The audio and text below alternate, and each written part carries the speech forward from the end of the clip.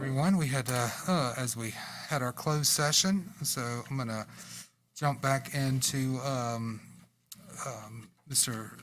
Greenway, would you like to read us out of closed session, sir? Yes, thank you, Mr. Chairman. I will read us back in. I move that Roanoke County School Board come out of closed session for the following: to discuss the investigation of a student matter pursuant to the scholastic record exemption at 2.2-3711A2 of the Code of Virginia.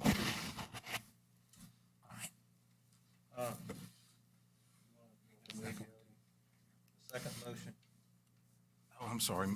Yeah, I move to certify that to the best of each member's knowledge, only public business matters lawfully exempted from open meeting requirements under the chapter, and only such public business matters as were identified in the motion by which the closed meeting was convened were heard, discussed, or considered in the meeting by the school board. Okay, all right, Madam Clerk. Mr. Weimer? Yes. Mr. Linden is absent. Mr. Greenway? Yes, ma'am. Mr. Ray? Mr. Moretz? Yes, ma'am. All right, item 2.03, action from closed session. Yes, Mr. Chairman, I would like to ask the board, or make a motion to the board, that student 2019-2020, number 4, be reinstated.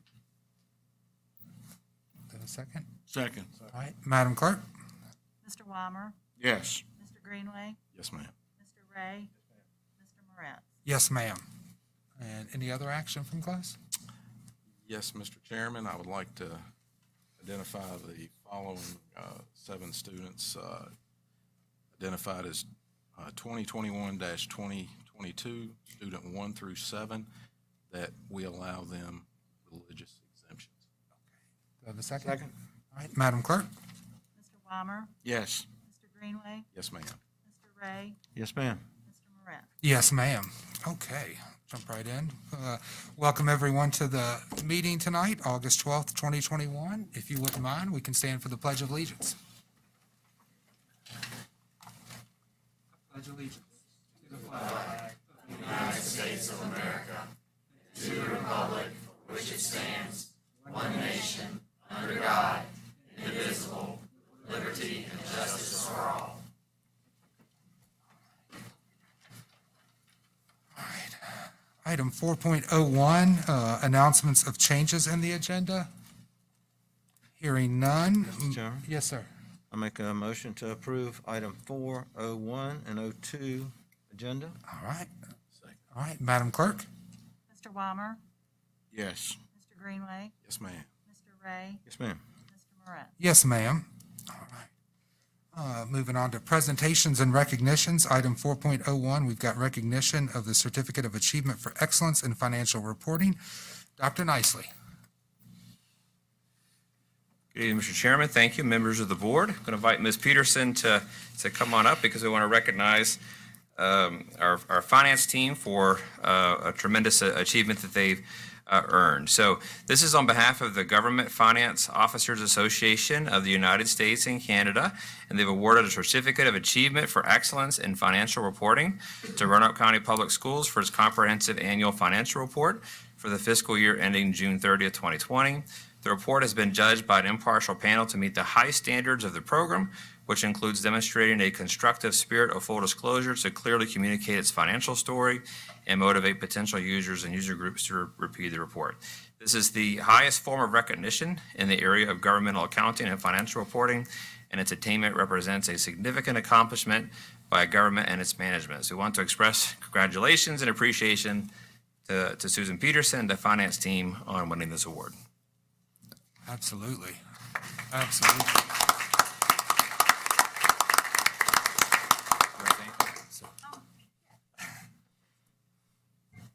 I just wanted to say thank you, Dr. Nicely, for this award. My finance team, they really do a top notch. We couldn't have gotten this award without them.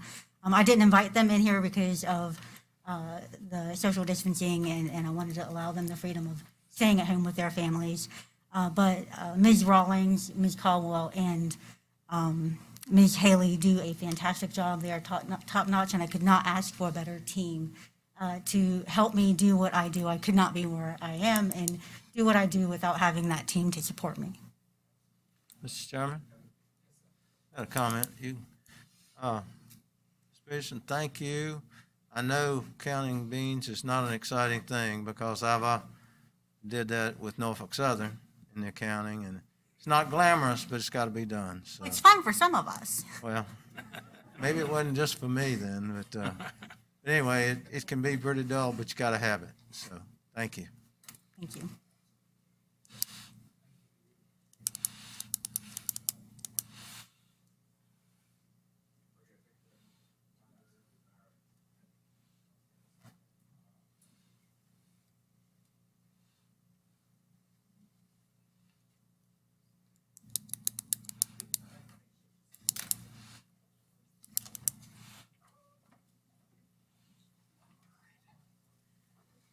Item 5.02, Roanoke County Public Schools wins Virginia School Board Association's Food for Thought competition. Mr. Kevin Burcham, welcome. Chairman Moretz, members of the school board, Dr. Nicely, I'd like to present you with the Virginia School Board Association's Food for Thought competition award winner and the Wellness and Physical Activity category. The title of our award submission was Roanoke County Public Schools Student and Staff Wellness Initiative, and all of you played a large part in making that possible, making that award possible for us through your support for the many programs that we put into place. Some of the highlights of those programs were the increased recess time in elementary schools, wellness challenges for our staff throughout the year, lowered health insurance premiums through Marathon Health for those staff members who choose to take part in the preventative wellness checks, wellness newsletters that go out regularly to staff, partnering with the Prevention Council to provide substance abuse, mental health instruction to many of our students, hiring of life counselors to provide mental health instructions to our students, partnering with the American Health Association for multiple wellness campaigns, and providing free access to workout apps for our students and staff that can be used both at school and home. We just thank you for the support of those programs, and it helps us to ensure that the wellness of our staff and students is at the forefront of what we do in Roanoke County Public Schools.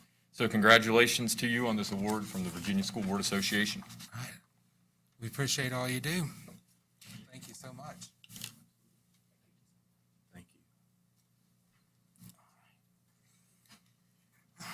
you. Next, Roanoke County Public Schools won second place on VSBA Association Excellence in Workforce Readiness Award. We've got Mr. Sir and Mr. Mark Jones with us this evening. Or at least Mr. Jones. Mr. Sir couldn't be here, but so I'm going to fill in for him the Welcome. best I can. So, good evening, Mr. Chairman, members of the board, Dr. Nicely. Roanoke County Schools was selected as a second-place winner in the Virginia School Board Association's Excellent in Workforce Readiness Award category for our Registered Apprenticeship Program. The VSBA Awards Program was created to highlight exemplary programs in Virginia's public schools focused on preparing Virginia's future workforce. With strong support from the school board, the Roanoke County Public Schools Registered Apprenticeship Program is beginning its 5th year and, despite COVID, remains a strong work-based learning option to help make our students opportunity ready. Registered Apprenticeship is a joint Virginia Department of Labor and Industry and Virginia Department of Education program that offers students aged 16 and older the opportunity to enter the workforce as an apprentice during high school. Benefits to the student apprentices include receiving related instruction specific to the companies that they work for. They also find purpose in and application of academic content they learn in school. They earn a transferable industry credential upon completion of the apprenticeship, and they get a head start on a possible career instead of waiting until after high school to begin this journey. It should be noted that this does not preclude a college education, but rather may coincide with post-secondary educational opportunities. We would like to thank you, the school board, for your continued support and enthusiasm for the Registered Apprenticeship Program. Thank you also to our business sponsors who offer excellent work-based learning opportunities for our students. Congratulations to the board for this award, and we look forward to continued success and expansion of the Registered Apprenticeship Program. Absolutely. Any comments? Go ahead, Mr. Ray. Yeah, I would like just to add that we have grown the apprentice program. It started out with the Water Authority, basically, and other businesses have jumped on, and it's exciting how it's grown, and it, it's up to Mr. Sir and your staff, Mr. Jones, of what y'all have done and how y'all have made that program grow. So, thank you Thank very you. much. I'm getting Absolutely. a lot of calls right now about it Absolutely. too, so. So, yes, sir. So, the same sentiments as Mr. Ray, but we have a program second to none, and we're getting ready for those. That's good. We've got a crowd here tonight. We've got a program or a school that needs to be rebuilt, reunified, revitalized, and we're bringing it before our counterparts at the Board of Supervisors, and we are proud of that program. And I truly mean that. I don't think it's second to any program in the region or the state, and we need to make sure that that stays in the forefront, and we get that done. So thank you for all y'all are doing. We're excited to do it. And I would, encourage anyone, in the audience who's not familiar with BCAT or Burton Center for Excellence. It's got some, wonderful programs with the apprenticeships and everything else there. Both of my kids attend, and, if you're not familiar with it, please check it out. So appreciate all you guys do. Yes, Thank sir. you. One other thing, just for the audience and I guess the people that are watching, we had a meeting with the Board of Supervisors yesterday, and we have a committee that will move forward for the Burton Center. And how we're going to do, we call it the 3 S's, the size, selection, site, and these things that, where is it going to be, what's feasible. So this committee is going to get together and formulate something. Scope. Yeah, scope. Did I not say scope? But anyway, we're excited to hear back from them. It's 5 citizens that were chosen by the school board, 5 citizens from the Board of Supervisors, and we look forward to getting that information and moving forward on BCAT. We need to get started on it. It's been, a long time. So, Thank you. Thank you, Mr. Chairman. Absolutely. All right.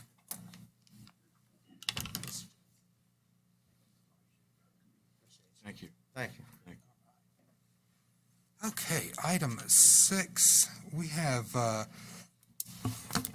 potential for a public hearing on the elementary and secondary school emergency relief grant funds, better known as ESSER. So if there's anyone in the public that would like to comment or make suggestions on the ESSER 3 grant funds, now is your opportunity. All right, hearing none, I'll move on to item 7.01, hearing of citizens and delegations. So we'll do these in the order that they were received. So just, and everyone who signed up, you saw I'm just going to go over kind of the public speaking here. Each speaker's given 3 minutes. You'll see the stoplight up there. Green, yellow, red. So when it hits red, wrap it up. So all comments must be directed to the board, not individual board members. No debates. School chair is responsible for recognizing all speakers. We just ask that you state your name and your address. School board is authorized to stop and or remove any speakers who use obscene language, vulgar, profanity, and we reserve the right to remove anyone who disrupts or threatens to disrupt the meeting. So if you have any written statements, you are more than welcome to leave those with the board as well. So first up is Miss Eva Brown. Welcome. You just state your name and your address. Good evening, Roanoke County. I am Eva Brown from 2557 Russlin Drive, Salem. I am a junior. I would like to personally thank Mr. Greenway and Mr. Linden for standing the ground and voting against the mask mandate. Also for Dr. Nicely and Dr. McClung for listening to my concerns. Before 2020, I never thought I would be ashamed of my school, but after inappropriate teacher comments, cyberbullying from fellow peers, being put at risk for assault in my own bathroom, and our cries unheard until recently, my school sure came out less and less. I cannot explain the relief I felt after hearing that we did not have to wear a mask this year. I could finally see the light at the end of the tunnel. I could finally breathe. However, that was quickly taken away on August 6th. Before I continue, I would like to say my heart goes out to everyone who has lost a member of their family due to COVID. People are looking for an answer, but forcing us to wear a mask is not protecting us. It is killing us. The truth is my age group has a high survival rate from COVID. The fatality rate under the age of 18 is 0.33%. We are more likely to attempt and succeed suicide than die from COVID. A boy in Brunswick left a note to his parents saying he can't take it anymore after killing himself.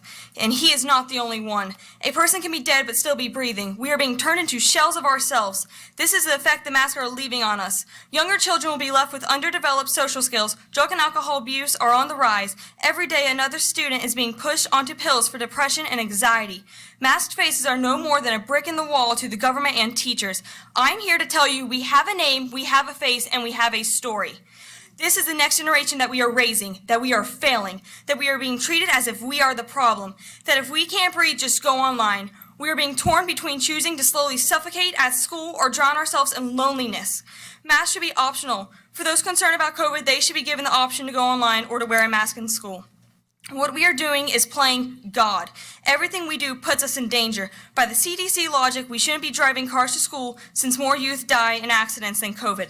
Last year, I came home with constant migraines from school due to the lack of oxygen. I purposely suffered through most of them because I didn't want to be taking ibuprofen back to back. I have seen a kid pass out before. Me and my brothers have almost passed out before. I have had panic attacks on school grounds because of the mask. I have felt as though someone was strangling me because I couldn't catch my breath. Masks don't work. Fauci even said this on interviews. NIH studies prove this further. So why are we doing this? Please make the mask optional again. Let us breathe and smile again. Let us not feel like outcasts for those who have an excuse. Thank you for your time. I hope I have opened some eyes today. Thank you, Ms. Brown.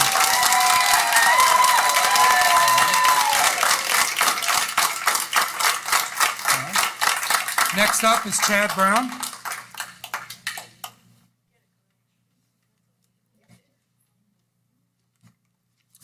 Good evening. Welcome. Chad Brown, 2557 Russin Drive. I'm sorry that I am here to speak about the mask myself tonight. I'm sorry it's taken this issue for me to get more involved in my children's public education. I have to say I'm deeply disappointed in the reversal that was taken by this board on the masking policies last Friday. This reversal was not a result of new science in the effectiveness of masking. There have been no conclusive studies supporting this, as just confirmed by the former CDC director in an interview this week. On the contrary, many studies have shown just the opposite, that masks either provide no measurable benefit or that they can actually be harmful. It was not new science that led to the board's reversal, rather it was a result of bullying by our state's governor. You know as well as I do that SB 1303 was about opening schools, not adjudicating mask policies. The bill's co-sponsor has affirmed this as well. And now I've just learned tonight, a few moments ago, that there's a new public health order that is reinforcing this dictate. Our government leaders and the unelected bureaucrats that they have abdicated their authority to have not demonstrated good paternalistic instincts. There is no one on this planet that cares about my child as much as I do. I would not be taking a stand today if I did not think advocating for parent choice was in our children's best interest. I know the impact that this has had on my children. You just heard from my daughter. Excuse me. We must operate by transparency, unbiased information, and personal choice. The failure of public health officials to make a persuasive argument to any American for universal masking or vaccination does not justify resorting to autocratic, totalitarian measures. Our country's history is deeply rooted in a rejection of tyranny. We have to look no further than our own state flag in this very room for an embodiment of that message. In our Declaration of Independence, we acknowledge that we are endowed with certain inalienable rights of life, liberty, and the pursuit of happiness, and that government exists by the consent of the governed to secure these rights. Our founding documents speak of the laws of nature and nature's God. Natural rights are God-given. They cannot be taken away. If our natural rights do not include the simple right to decide whether or not to wear a face covering or what medication to take, what do they include? If government authorities rule these aspects of our lives, what boundaries can we have left? Ronald Reagan said, "Freedom is never more than one generation away from extinction." We didn't pass it to our children in the bloodstream. It must be fought for, protected, and handed on for them to do the same, or one day we will spend our sunset years telling our children and our children's children what it was once like in the United States where men were free. Today is now our day. It's now our turn. I hope you will fight to support the will of the people that you represent. Thank you. Thank you, Mr. Brown.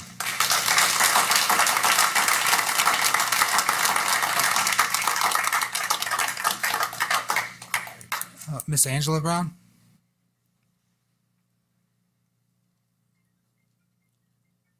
Keeping it in the family. Good evening, Roanoke County. That's my daughter's speech. Hold on. Mom, mental health used to mean something before COVID. These are the words that play over and over in my head. My daughter said this to me when she quickly saw how disregarded her concerns were. She was labeled as being selfish. She was labeled as being selfish. I want to start by saying I do take COVID seriously. My heart breaks for all affected, my family included. When lockdown started, I was extreme. I limited my kids to even playing outside. I was fearful I would give something to my parents. Then I started to see the effects it had on my kids. I realized I was ruining them and bringing them up to live in fear. I was not walking the walk of my faith. Trusting in God does not mean bad things won't happen. It means that we aren't in control. I found this out firsthand when my son was in an accident last week. He should have not survived.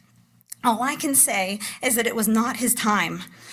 We cannot have our kids live in a bubble, be made to feel that they are a disease or that they can control if they get sick or nothing bad will ever happen to them. I do not want my kids to get COVID, but I know that they may. I cannot control that. I find comfort that kids, for the most part, are not being affected by this disease or being super spreaders. Those are the facts. I started seeing research on masks and how our children were being used in this political game as pawns. We are their parents, their doctors, their religious leaders, their teachers. We need to take a stand for them. The masks are harming our children. There are studies being done on mental health, social development, oxygen levels, speech issues, and overall effectiveness. Google a test done by the NIH, especially when our children are constantly touching their face, dropping their masks, and bringing home their filthy masks. This should not be a surprise to us. My children started coming home last year with some very alarming political statements and agendas on all sorts of things that were going on in school, and they were experiencing wearing masks. No time to elaborate, but I encourage every parent here, talk to your children about what is being said in the classroom, if they are being bullied online, in school, by teachers or students, and how they are feeling physically, emotionally, and mentally. I'm disgusted that our governor has pulled this political game, although I'm not surprised. A pediatrician talks of not helping a baby after an attempted abortion, that he would make the baby as comfortable as he could as it dies. Governor, this is your message. If you care about our kids, let's talk numbers. Abortion kills 1 million babies every year. Suicide took 6,000 in our youth, and I believe the number's on the rise. Look up the COVID numbers. I believe that there should be options for our kids. I want to thank Dr. Nicely and Dr. McClung for listening to my daughter. Thank you, Mr. Greenway. Thank you, Mr. Linden, for your votes. I apologize to my kids for my own part in this. I will not be making that mistake again. I am sorry. Thank you. Thank you, Mrs. Brown.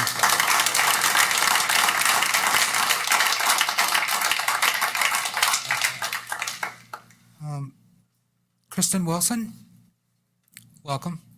Good evening. Good evening. My name is Kristen Wilson. I'm at 2833 Beaver Brook Drive, Salem, Virginia. I'm here tonight to express my concerns for not only my son, but the current people who attend Glenver High School and all the other high schools around here and elementary schools K through 12. My son is currently class of 2024. I am an alumni myself from Glenver, and it used to not look like this. I'm sad and disappointed in how it has turned out. I would like to say that I do have, just to back up some credentials, I do have 3 master's degrees, a bachelor's degree, and one of those master's degrees is in project management in construction. I'm OSHA 30 certified. I can tell you that masks do not work in the sense of the ones that they pass out. The ones that are most not likely needed are N95 masks, and even guys on my job site, I test them. I can tell them that with the machines, it tells you how much your oxygen levels. The students here, and even I know from personal teachers and everything, like even today, the air conditioning was not on. It is 91 degrees outside and students cannot breathe. No one should have to go through that. While I don't have a personal medical degree, I do have extensive research and all of that. I am educated on those stances. Additionally, I'm also a certified spiritual and life coach in mental health matters. Suicide, as everybody else has stated, drug abuse, addiction, all of those things are on the rise, and they are more potent to our community than COVID itself. In the past year and a half, I've read and researched a variety of articles and studies. It has become clear through different studies that have been published that masks are not appropriate, nor do they help in any due of the particles being too small to be stopped. I can tell you from personal research and again being educated on that particles 0.4 to 0.7 can go through masks. COVID is a 0.1, so it does not stop. If you are going to require masks, I do recommend that you provide those masks free of cost, and they must be N95 mask. When looking at the Virginia Department of Health, clearly the students who will be entering into the Roanoke County Public Schools, which they did today, have not been affected as the virus that it has been claimed. As of August 11th, I have right here, 0 hospitalizations, 0 The 7-day average is 0. It's pretty much 0 across the board. So I understand that on July 25th, we had one decision. On August 5th, we had another decision, and as of today, we have a mandate. I do not co-sign with that mandate. I would recommend that it would be the parent's choice. I understand you guys are under, bullying from the above, all the people that you guys have to do your job as well. However, I do not think bullying is the right way to go. I'm an advocate of not masking because it does not provide the needed ability to gain oxygen for not only my child, but the others who are within the classroom as well. This also creates levels of anxiety and stress. Well, actually, you could clearly see, I heard her voice. I cried tears with these students. She's not the only one. My son has also went to the regional and state track meets. He and his team did extremely well. They medaled, and Glenver girls and boys, they did extremely well. It was absolutely amazing. While they did perform well, guess what? There was no mask on transportations or hotel. You want to know something that's even a bigger surprise? None of them got COVID. That again is proof children are doing okay, and this is able to do as they have traditionally done. While I do, when looking, hold on, I'm sorry. Okay, so there is very minor given that it is very minor given the individuals in the valley who have also been on vacation around the state and the country. The citizens of Roanoke have been moving about all summer without mask. In the stores, children go into activities, every single summer activity you can name, including the Salem Fair. The Salem Fair and the amount of people being there together without masks, you can clearly see that is proof COVID did not change. Again, 0 across the board. While I do understand the importance of following the law and how schools are required by law to follow the CDC guidelines, the key word from the CDC is recommends. I highly recommend that you guys give parents the choice. If you guys are not going to give the parents the choice, I do ask that you guys do not require documentation and follow the footsteps of Bedford and Franklin County. So any religious exemptions and health HIPAA violations, any of that be honored without forceful documentation. The honor system. In using this policy, it recommends, the use of the word recommend is based on the law that RCPS should only make a policy that states that it recommends the use of the mask. And using a policy that recommends mask, it leaves the choice up to the parents and to the students and into the four walls of us. I personally would ask you guys to respect the medical freedom of the parents and of the students.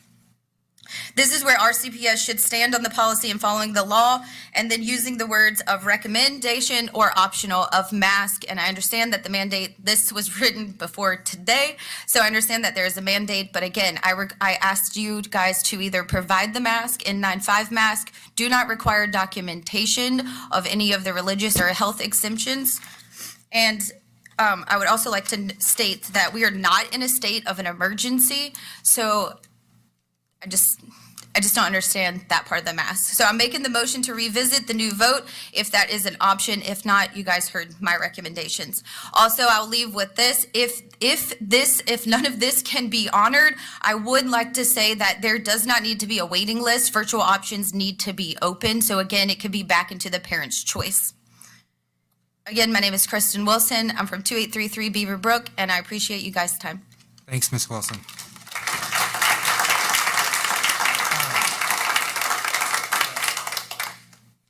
Mark Mickey. Welcome, Mr. Mickey. Mark Mickey, 7925 Lancaster Drive. Good evening. I understand the Virginia Commissioner has mandated an indoor mask and all kids K through 12, so I suppose this may be going through the motions. I don't know. First of all, I appreciate the position each and every one of you are in and a lot of the responsibility, and first and foremost to the kids in our county. Our kids go to school to learn facts, and facts matter. And the fact is, masks just don't work. The other fact is, some children are fine wearing a mask, others are not. Some children struggle with the mask. Even when I came in here, I just got glasses and just trying to figure out how these things work because I'm not used to wearing them all the time, and to put on the mask, it fogged up. So I would hate to think I had to stay in school all day, every day, trying to read and concentrate with a mask on, and my glasses are getting fogged up every time I turn around.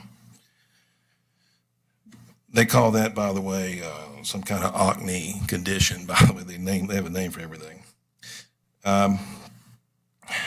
There are those and many other issues. You've heard a lot of the facts, carbon dioxide, there's a problem with that. Masks can be vectors for pathogens, especially if they get a little bit wet. So, it's not like masks don't have adverse issues that come with them. And they're not a panacea, and as you've heard, and I'm sure you've read, they don't really do anything unless they're an N95 approved mask. I'm in the insurance business, and we do risk analysis, and the analysis is you cannot find one retrospective study that shows where masks make a difference. Not one. There isn't a single piece of scientific data that proves masks work.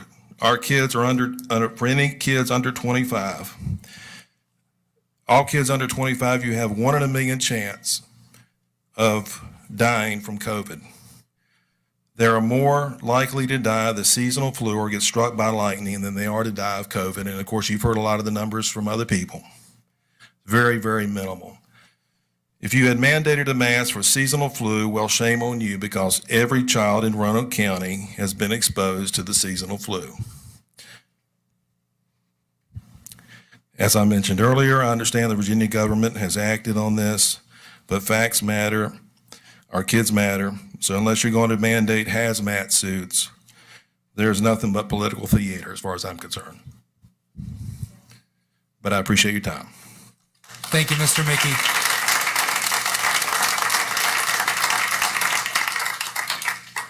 All right, I have Mr. Greg St. Clair.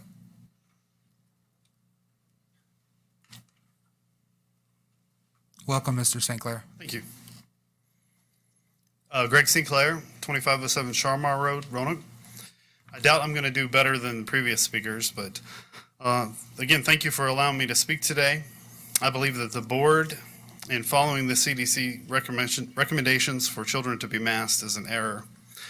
And for a year and a half, the suggestion has been for us to follow the experts, to trust in what they're telling us, experts such as the CDC and Dr. Fauci.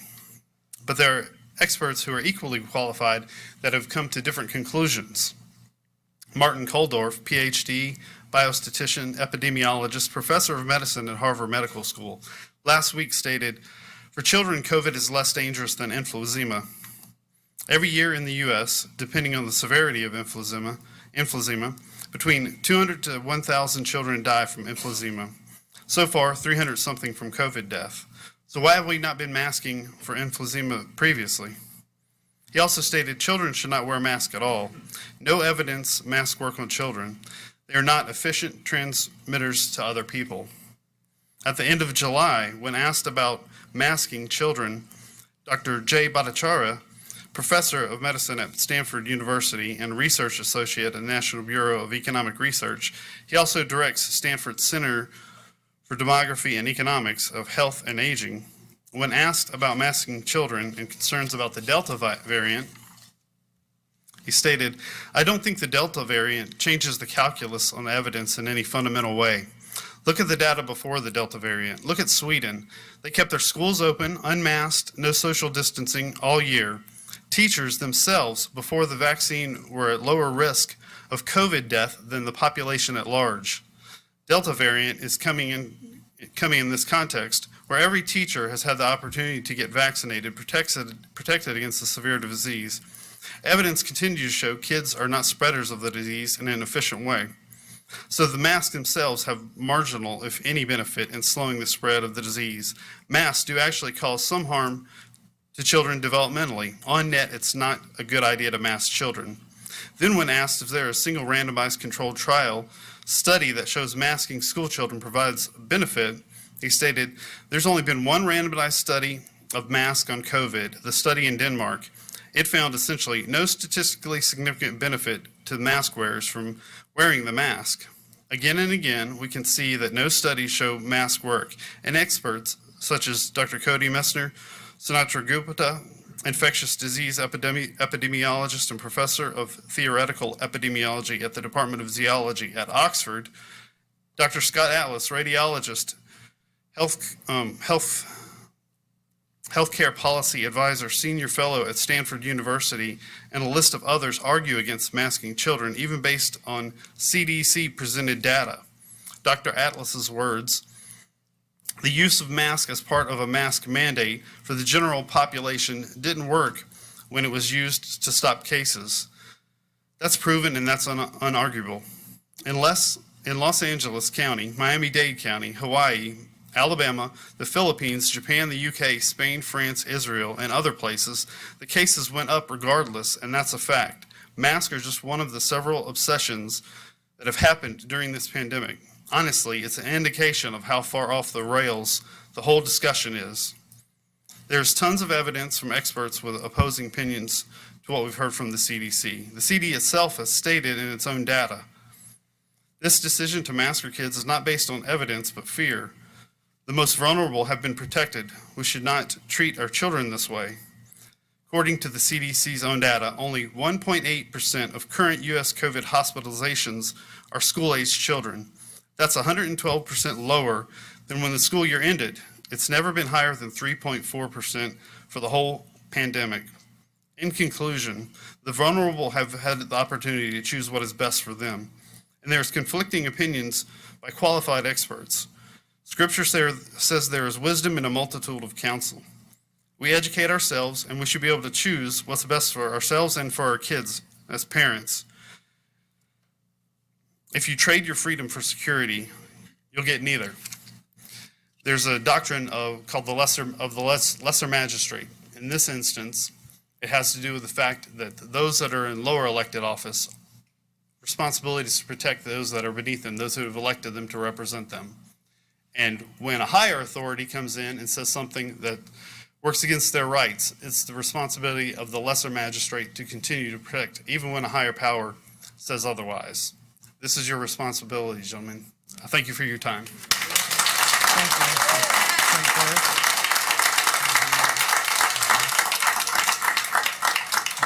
Mary St. Clair?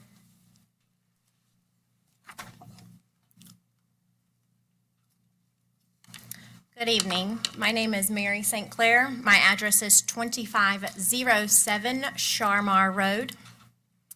Good evening, school board members. This evening, I want to thank Mr. Greenway and Mr. Linden for taking a stand for freedom and voting no to making masks mandatory during the meeting last week. Mr. Greenway, you are on the correct side.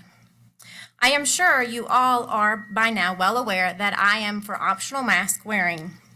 I think it should be left to the students' parents to decide whether a student has to wear a mask or not.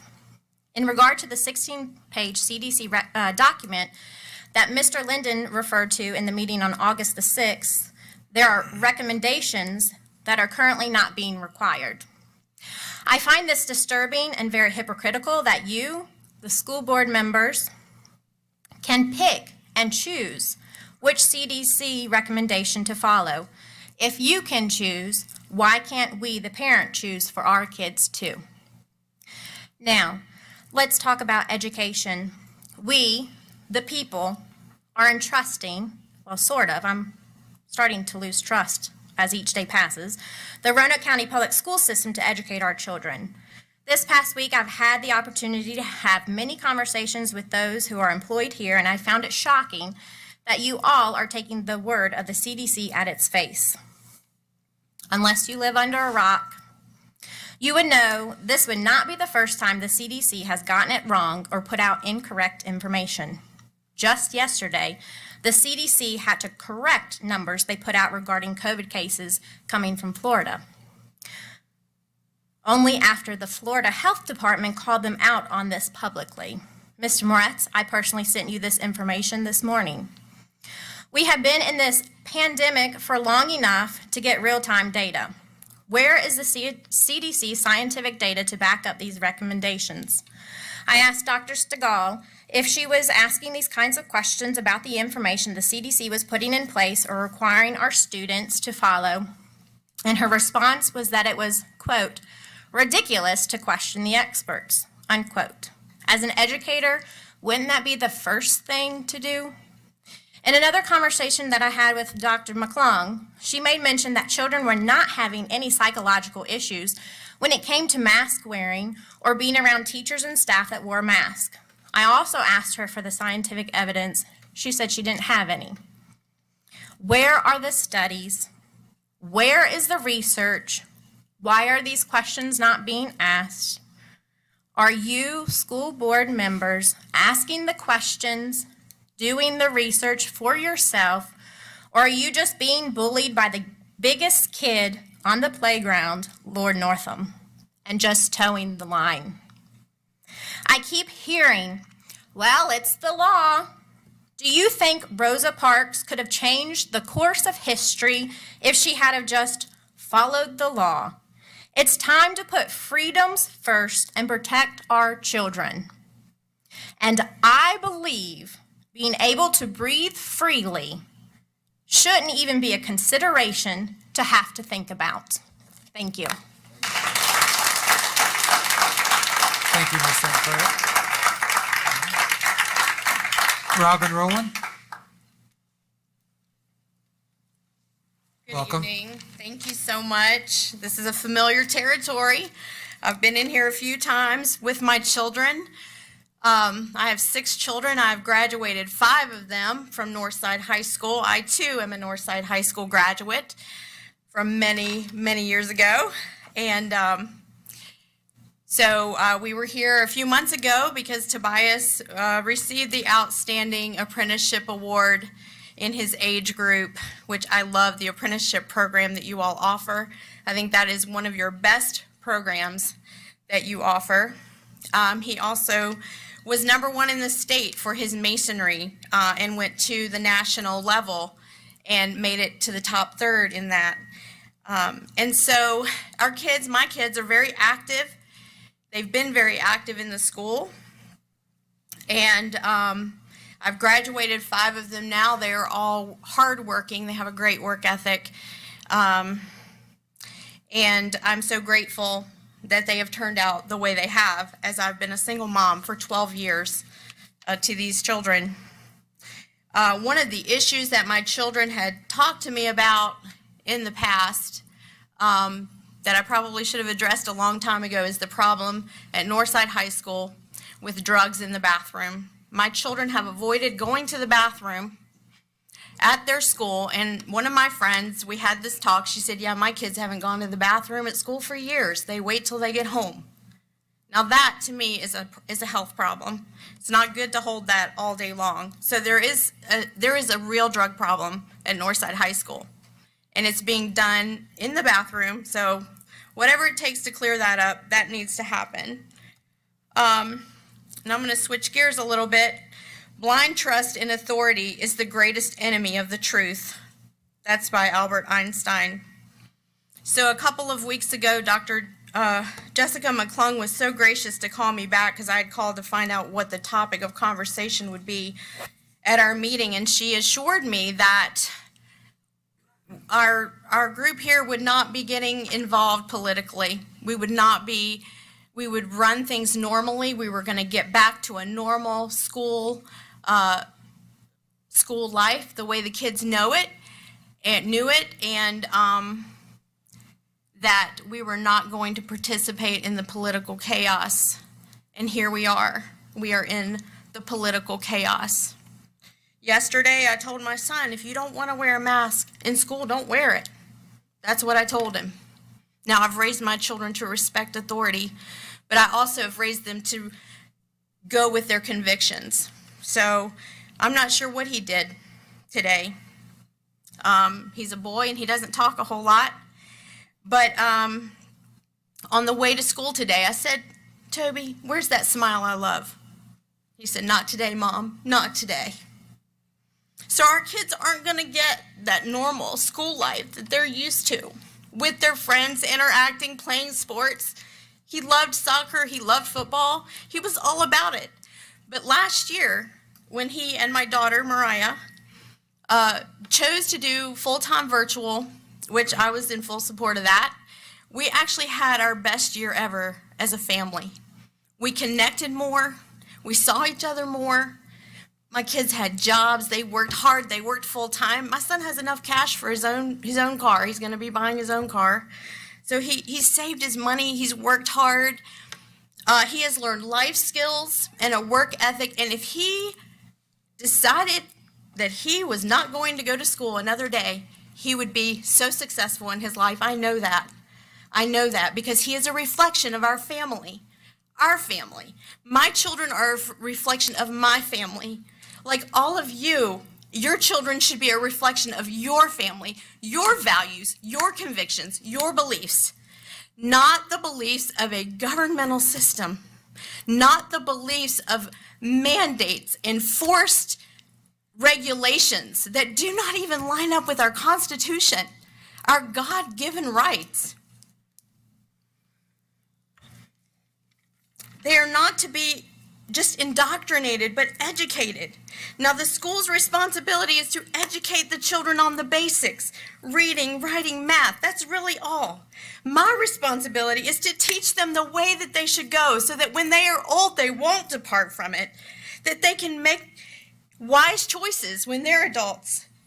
My job is to make their decisions, make their healthcare decisions, their mental health, their emotional health, to make sure they are doing well, that they are thriving, that they are growing. My job is to make sure they're eating, to teach them my faith, to provide the basics of food, shelter, and clothing. That is my job as a single mom. I've done that. Now I'm married now, but for 12 years, as a single mom, I was able to do that. And they have been able to turn out very, very well. One of the things that bothers me about the masks is that, and if parents want their children to wear masks or children want to wear masks, I think they should be able to do that. But on the same hand, if they don't want that, then they should be able to take that mask off. You know, we were created in God's image. And part of that image is our smile. You know, and when you smile, your face lights up. But when you have that covering on your face, then your eyes are not going to light up. You're not going to be happy and emotionally well with that covering. I relate it to, we have a Shar-Pei, I relate it to our dog. We're muzzle training him. And that just spoke to me like, oh my goodness, we're muzzle training our children. As if they were animals. Animals know they're humans made in the image and likeness of God. So if I get a call from school and my son isn't wearing his mask, I'm going to be all right, bud. Well, that's on you. I'm not going to fight with him to get him to, and I'm not going to tell him not to. A lot of kids are wearing them because they don't want to be bullied. They don't want to be picked on. They don't want to be picked out of the crowd by their fellow students or their teachers. And bullying by teachers happens. I've been to the principal's office for such things as well over the years. But we chose to deal with that at home with our local school, with our principal, to work through those things. We did not think we needed to bring it to this level. But the day that someone says, my child has to cover his face to go to school, then it is my business. It is definitely needing to be handled at another level. I do have 10 years dental experience, and I'll tell you, your mouth is the nastiest place ever. That mouth is dirtier than anything from here down. So there's a lot of germs there, and you're breathing those germs all day long back into your system. It's not good for you. It's not good for you. So I say take your vitamin D, your vitamin C, your zinc, get your immune system up. If you do get COVID, you're going to make it. You're going to make it. I'm here to say you're going to make it. You know, I just pray that you guys will make a decision to flip-flop back and say no to the masks. And if parents want to do it, let them do it. If they don't make them. I mean, we're the parents. We will stand before God one day and give an answer, give an account to how we raised our children. You won't, because they're not in your direct care. They're in our direct care. We are responsible. So I will know that God will say, okay, you stood and you stood up for your kids. You stood up for what you believed was right.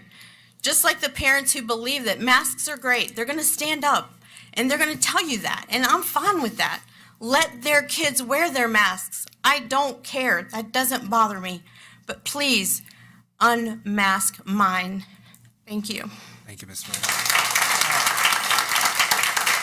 Joshua McGill.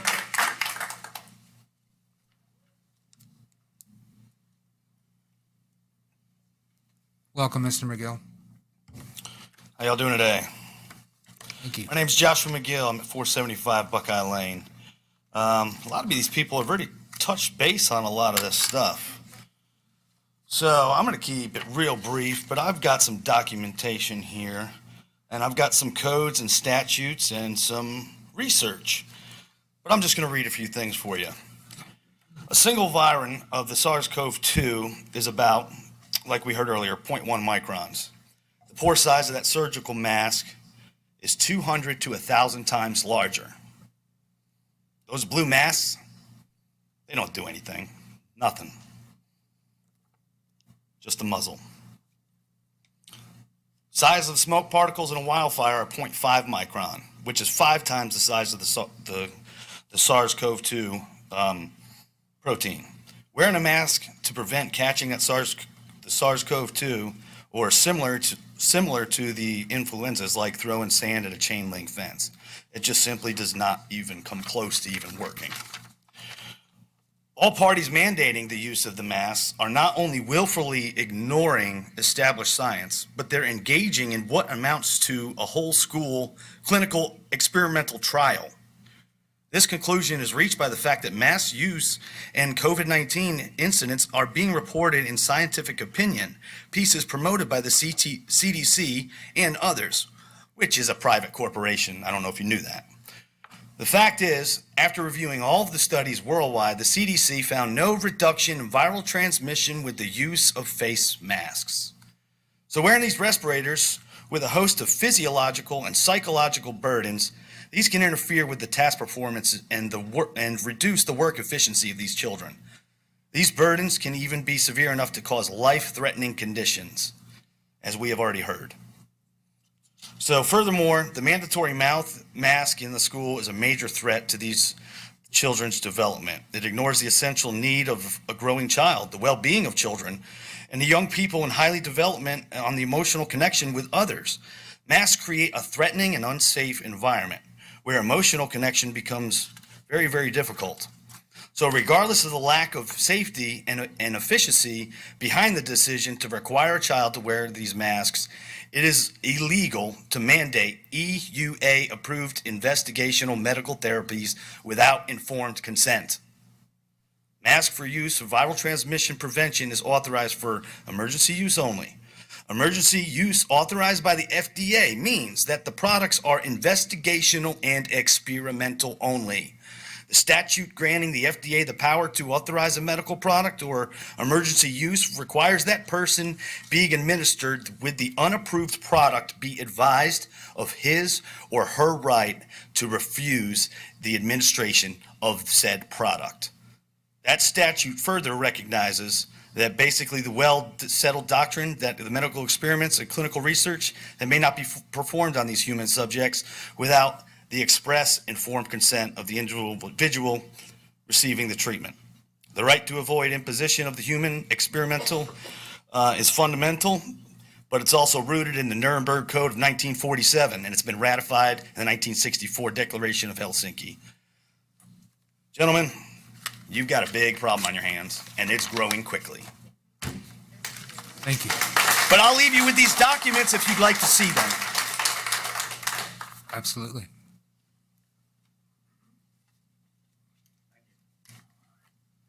Got Ethan Kolsch.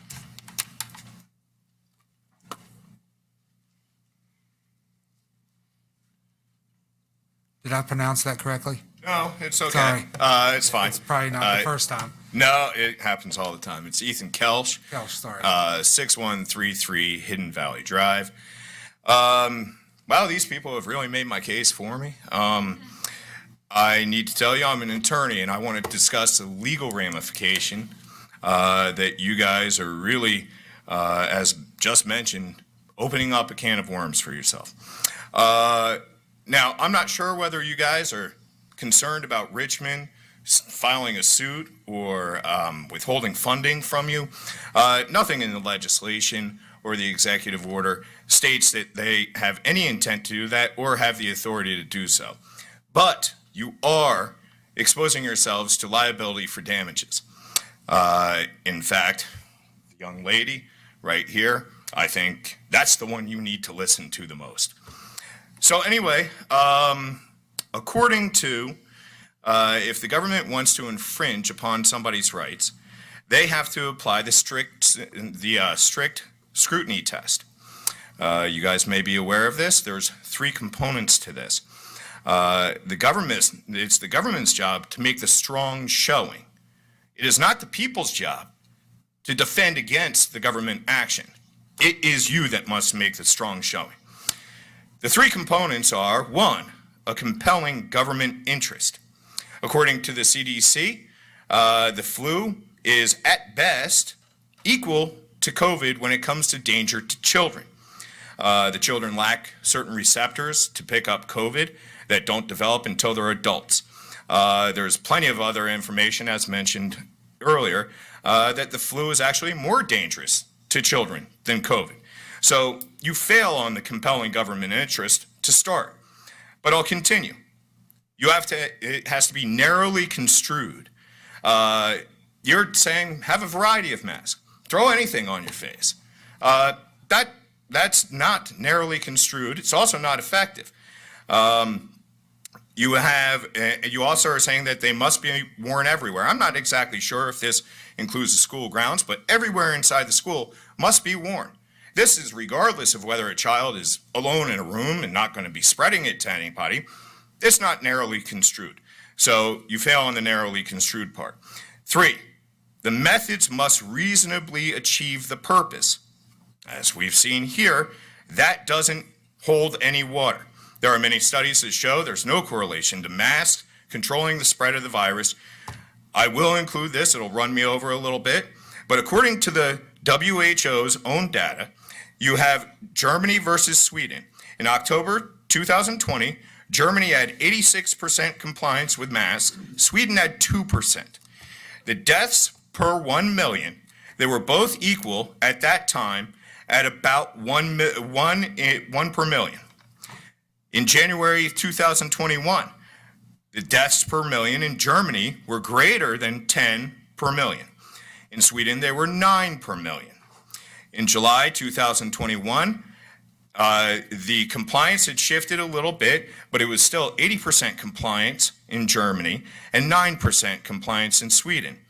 The deaths per 1 million in Germany were 1 per million, and they were less than one per million for Sweden. So that shows in that study, and there's many other studies I would be glad to share with you that show there's no correlation. So the 3 requirements of strict scrutiny are not being met. Also, another part of the strict scrutiny is that the methods don't cause more harm than good in implementing them. I think we've seen there is physical and psychological harm that can be done. Now let's talk about the rights that you plan to infringe upon by mandatory masking. You have bodily autonomy of the students. Think Roe v. Wade. Roe v. Wade, regardless of where you stand on it, was based on bodily autonomy. It's a very strong hurdle. The other one is the First Amendment of freedom of expression. We've already heard about a child can't smile, they can't convey they can't convey their emotions in a smile or a frown or a smirk or a sneer. That's being muzzled. You are also risking running afoul of the Americans with Disabilities Act. You have children that have breathing problems. You have children that have psychological problems, whether it's anxiety, depression, isolation, claustrophobia, okay? These can not only be exacerbated by long-term wearing of masks, they can also be brought on. According to the ADA, you're going to have to accommodate for every single one of these conditions, every single one of these children. How much money do you plan on spending on this? Also, as far as liability, you have to consider that the statute of limitations, that's not going to start running until these children turn 18. You're not a medical institution, so you could have some child that, let's say you say he or she has to wear a mask at the age of 6, and they develop difficulty being able to comprehend visual social cues, and then they say, well, I think I'm going to sue the school board. Well, I'm going to wait till I turn 18. So that might be 11, 12 years later. So you can expect lawsuits potentially out 12 to 14 years against the board. And as far as the athlete exemption, Mr. Moretz, you actually brought this up in the meeting, and you recognize the hypocrisy, and you were right to do so. Because it's illegal. Because it violates the 14th Amendment Equal Protection Clause. Flatly illegal. It also shows that this is not about safety. This is not about science. You are exposing these children, these athletes, to the one situation where they are going to be most likely able to catch COVID. You're putting them in direct physical contact with other schools. Who knows whether these people have COVID? Who knows what their protocols are? They're breathing heavy. It's aerosolized. And now they're going to come back into the classroom, and they're going to possibly infect other children. If you're really worried about the safety and the science, then sorry, you should just not have any sports. But if you are, it's an either or. You have to mask either everyone or no one. It's as plain and simple as that. As far as the medical staff, I do wish that you would cite sources and you would include competing data. During the meeting on Friday, I didn't see any citation of any sources other than just saying the numbers are on the rise. When asked what's the best mitigation strategy, wear masks. But there was no data, no mention of it. Personally, I think they are opening themselves to professional liability issues on that as well. And finally, I just want to talk about personal responsibility. My wife is a certified nurse practitioner in critical care. She has been taking care of the worst, the COVID patients, for the past year and a half. She sees how bad this can actually be. Now, almost all our patients are elderly or comorbidities, no children. But right now she's going through chemotherapy, and her immune system, it's on the floor. But she doesn't want our children to suffer any more than they already have. So what we're doing at our house is we have our own protocols set in place. My wife stays in her area. We talk to her at a distance because we're going to be responsible, but we're not going to make our children suffer. And we're not going to make our children sacrifice. And it is the job of the adults, it's the job of the parents to sacrifice for the children, not have the children sacrifice for the adults. Amen.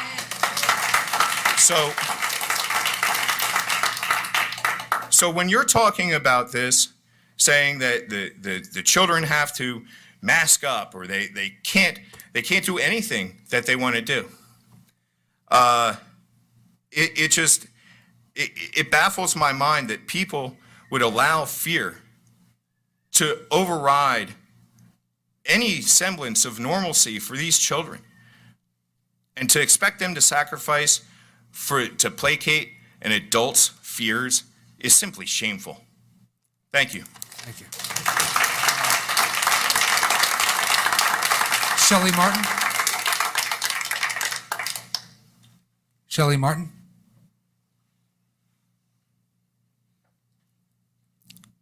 Welcome, Mrs. Martin. My name is Shirley Martin, and I live in the Glenver Heights area. I'm a great-grandmother, and I have two great-grandchildren at Glenville Elementary School, kindergarten and first grade. Appreciate what you all do, and I do appreciate that. I know it's a great responsibility. But I just want to comment and commend these people who've done all this research and have this information, because I don't have any of that. I just have a love for kids and a respect for you all, respect for teachers and so forth. But what I want to address today is where you all are coming from. The Salem Times-Register carried the article that they would not be mandating masks and for the students. And then I understand just almost immediately it was reversed. And I want to know who influenced your decision to make that. Who influenced you to change your mind? Oh, Mrs. Martin, this is public comment time. There's no give and take between public commenters and the board. So I have no, okay. So, Okay. Okay, all right, then I'll go ahead. And I was going to ask why you changed your decision, so you can't answer that. I know there must have been some opposition because there was some that voted against this. Am I correct in that? Okay, I want you to know the CDC addresses health issues, and I respect that, but they know nothing about the school system in our country today. And when we're allowing the CDC to govern what we're going to do in our school systems, we're really taking a back step. I understand some have made a statement that if the mask is a factor in keeping our schools open, they would support that.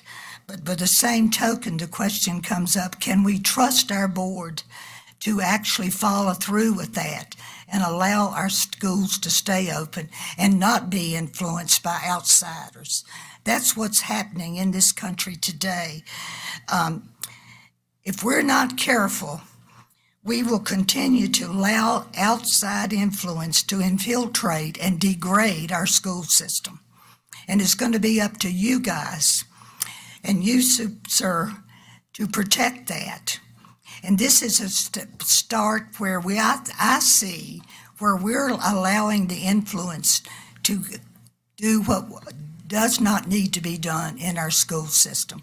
And I appreciate all the folks that have made such good comments, because they've really they've done their homework, they've done their research. And I don't know whether you guys have done any of that or not, but thank you much. Thank you. thank you, Mrs. Martin.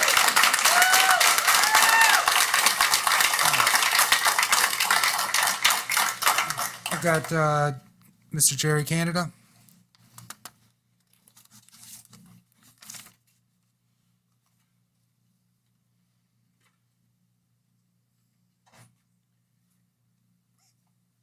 Welcome. Thank you, gentlemen.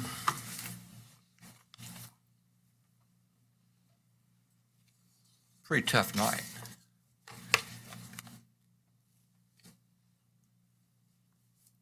Mr. Weimer, I hope you enjoyed the James Taylor concert last night, you and your wife. I did. There were a few of us there. Yeah, good.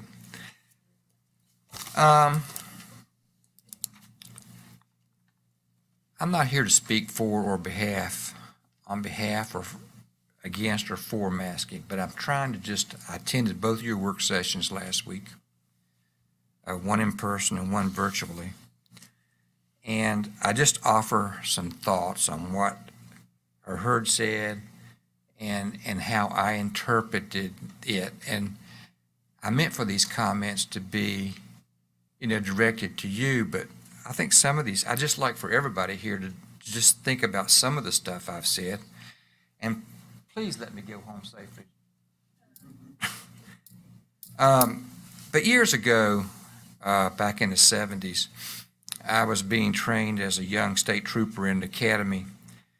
And I learned quickly that when it comes to the Code of Virginia, both in the criminal and in the traffic sections, that the word shall means you will comply or obey. Now, I'm not an attorney, and I'm not here to debate the law, but I can just tell you that Senate Bill 1303 contains the word shall multiple times throughout the text. Not may, not should, it's the word shall. Now, I believe to answer, I think an answer to the lady's question just now, I think what changed your mind was your attorney probably, I wasn't there, but I can just imagine what she told you, and your insurance company as well, that SB 103 requires school boards to adhere to the guidance of the Federal Centers for Disease Control and Prevention. In thinking about these two work sessions the board held last week, and especially the session this past Friday, I have to agree with something that Mr. Weimer said in his comments on Friday, that we all take an oath of office to defend the Constitution and the law of the state of Virginia, something to that effect. Anybody who holds public office has to take that oath, including the superintendent. So I think you're in a position, to be honest with you, where you have no choice in this matter. No choice whatsoever. I hear everything these folks have said tonight. Many great statements. I don't want to wear a mask. I don't want my grandchildren to have to wear a mask. But you are mandated by the word shall.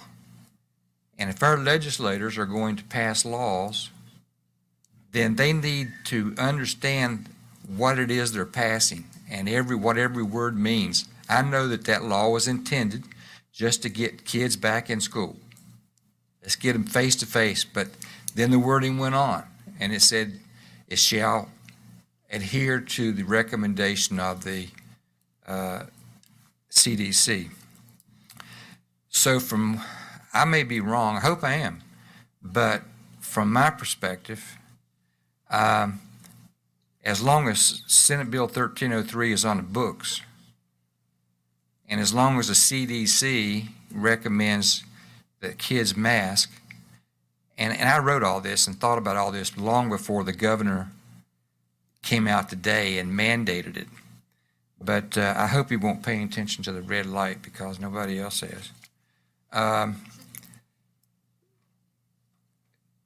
So even if there is a change in the board after Election Day, say in the Catawba District, and then all of a sudden you have 3 members who are willing to bypass the mask, I don't think the board has the authority to do that at this point. I hear what everybody's saying to you, agree with much of it, but you've got to obey the law. Yeah, you can be sued for a lot of different things, but you can also be sued, I think, for not adhering to the letter of the law. The last point I want to share is the student attendance while wearing a mask in sports. Sometimes, as it's already been said, that you can't wear a mask all the time.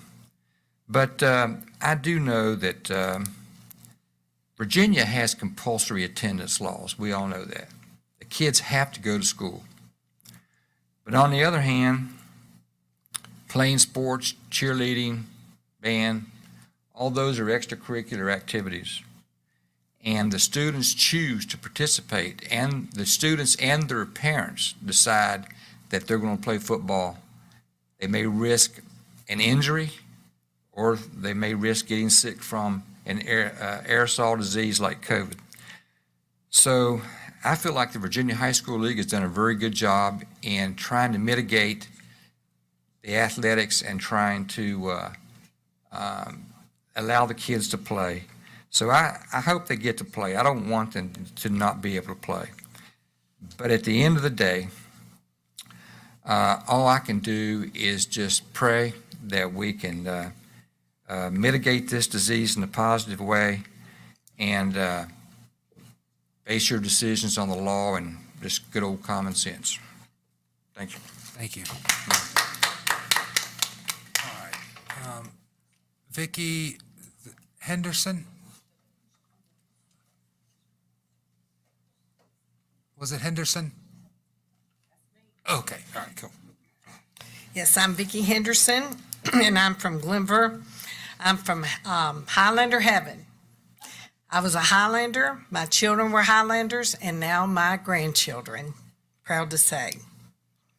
And I thank y'all for your time tonight.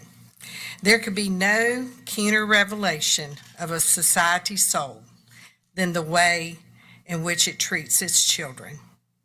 When the pandemic began, the lack of knowledge about COVID-19 justified this behavior. That excuse has vanished. It became clear long ago that the virus is less dangerous to children than the flu. Even with the flu season, we keep schools open. There's no mask, there's no social distancing.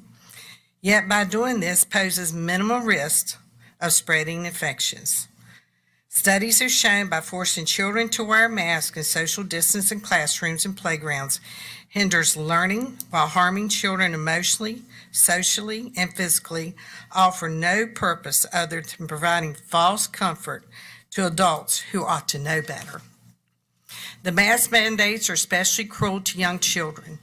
Adults all are supposed to ease their fears.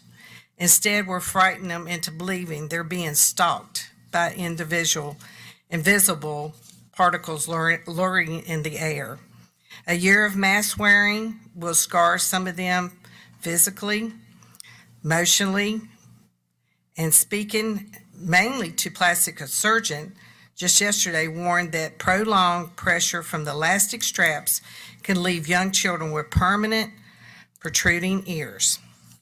By hiding teachers' lips and muffling their speech, mask wearing makes it harder for young children to develop their skills and prevents children with hearing impairment from lip reading.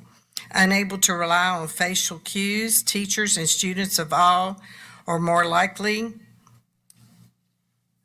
to misinterrupt one another, a particularly acute problem for children on the autism spectrum.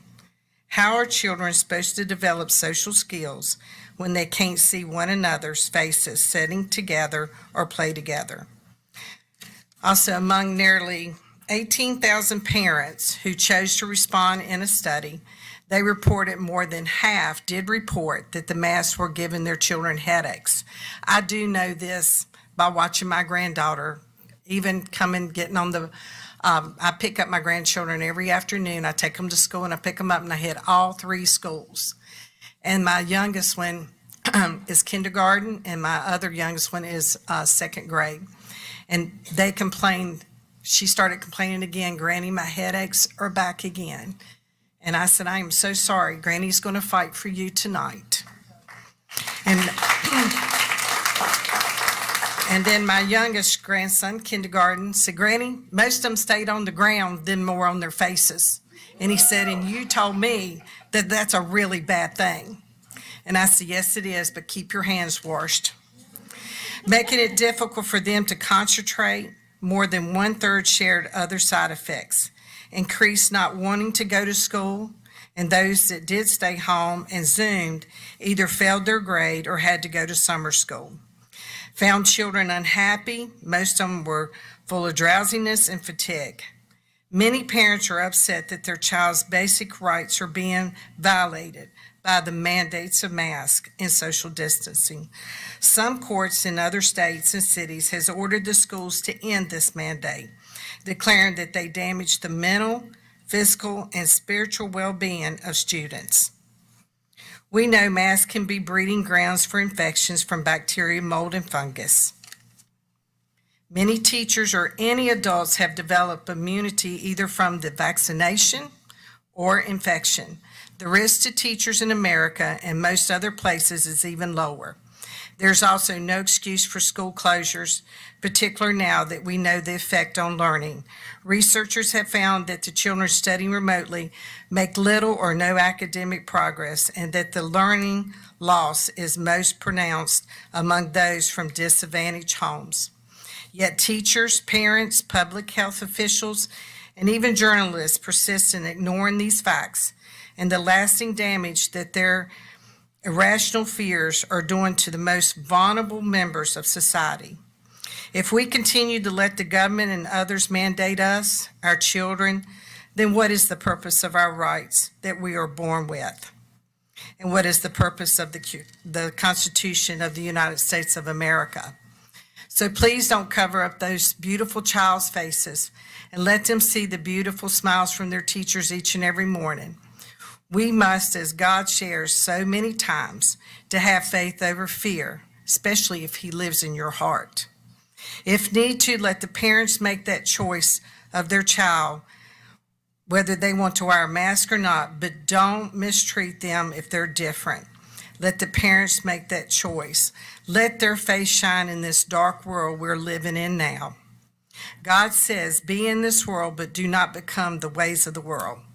I do thank you for listening, and I know as I pray for each of you that you will do what's right in God's eyes and for our children. And God does say, thou shalt not a lot. Thank you. Thank you, Ms. Henderson.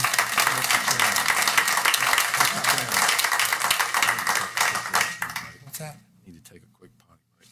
Okay. I'm going to recess for 3 minutes. All right. Sorry, folks. It's okay.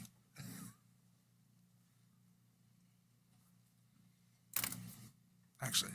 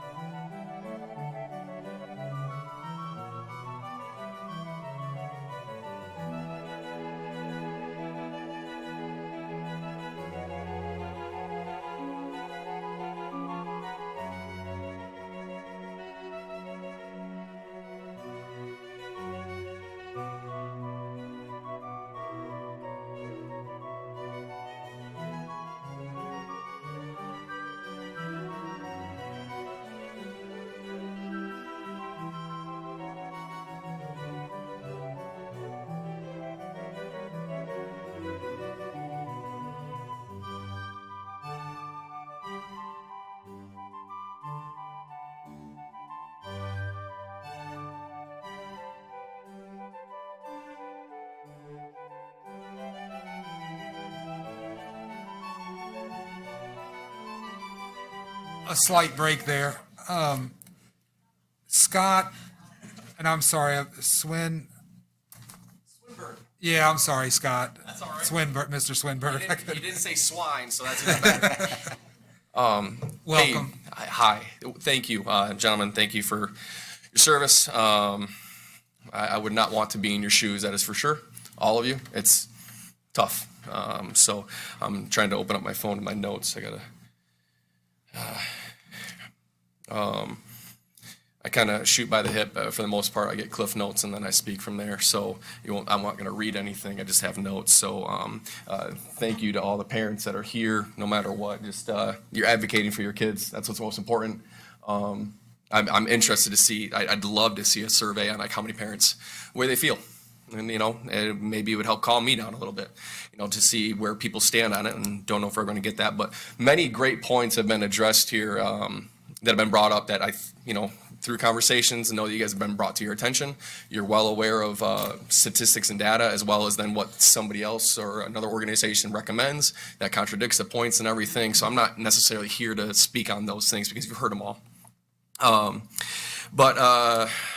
Yeah, all those things are sufficient enough.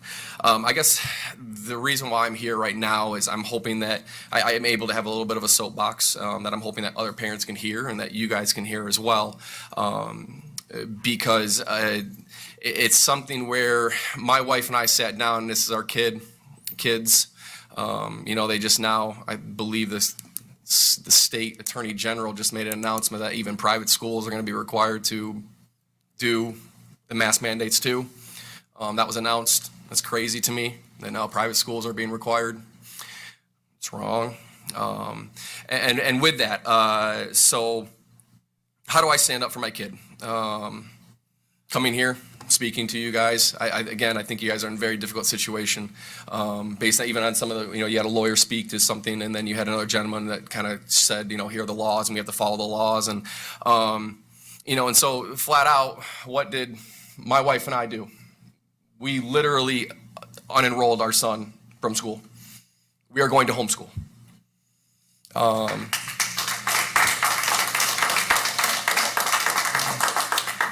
I don't quite know exactly 100% how we're going to do it, but we're going to do it.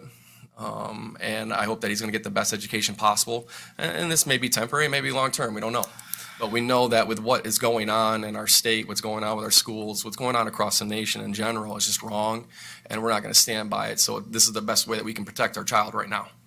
My wife sent me a video of him sharing from the other day. It wasn't something today, like, here, Trey, say something. It was actually something from a while ago, because we were talking about masks and everything like that. And he had actually spoken about how, and this is something else, it'll be really interesting to hear and see the repercussions and studies on the mental well-being, the emotional well-being, and so on children that have been affected by this, and people in general, not just children. It's greater than that. Because my son had made a point of saying to us that, he's like, yeah, it was weird. I'd go to the drinking fountain, and somebody would take their mask down and take a drinking fountain, and it's like, oh, that's who you are. And that's crazy to me. That's really crazy to me. And he actually had said it, like, how he was just like, it was weird. Like, I mean, I know who it is, but I don't really know who you are. Children identify that, those smiles, those faces with other people. And that's, so again, it'll be interesting to see the people that start doing studies on the mental well-being of individuals here moving forward. Along with that, so when we sit there and say we have to follow the law, theoretically, we don't have to follow the law. There are consequences, absolutely. And this kind of brings me back to, like, with what's going on, and not 100% completely, but it's one of these things where I'm trying to take examples from history where we as parents and we as people in leadership can take a stand. And you think back on what happened during the civil rights movements, people were willing to break laws that they felt were wrong.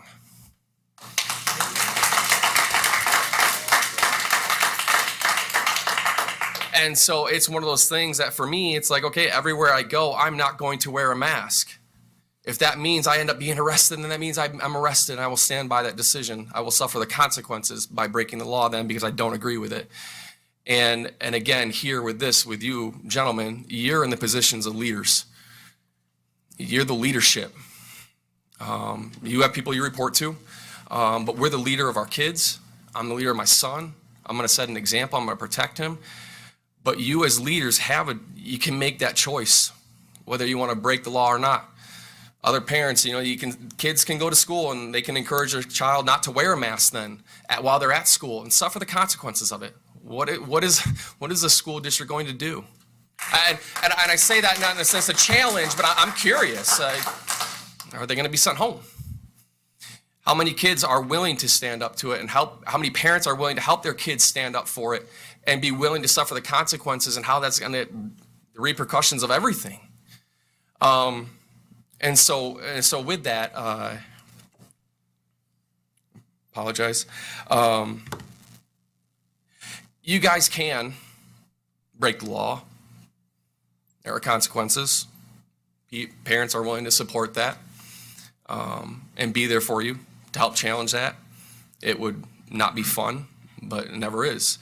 And so with that, I guess the one thing I heard here that always stood out to me, and that's we're kind of where I stand with a lot of things, is that we're sacrificing freedoms for security, and when we start doing that, we lose all freedoms.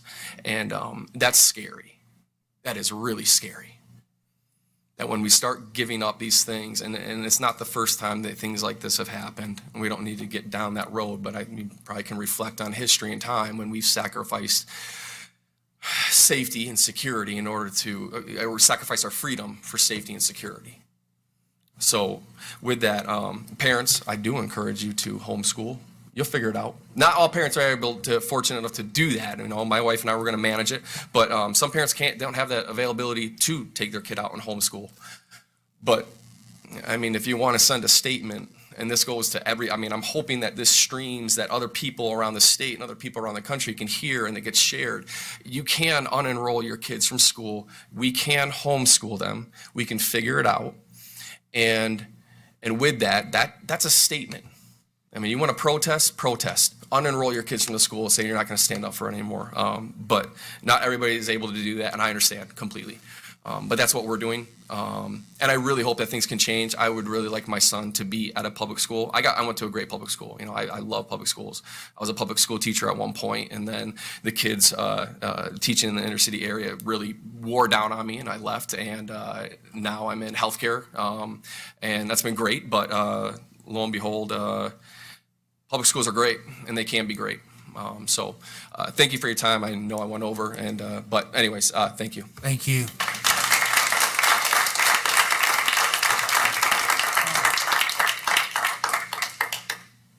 Jessica Longshore?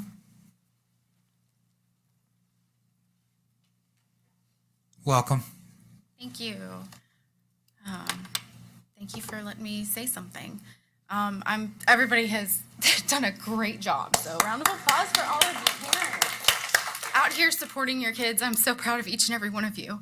I want to talk about the masks and this executive so-called order.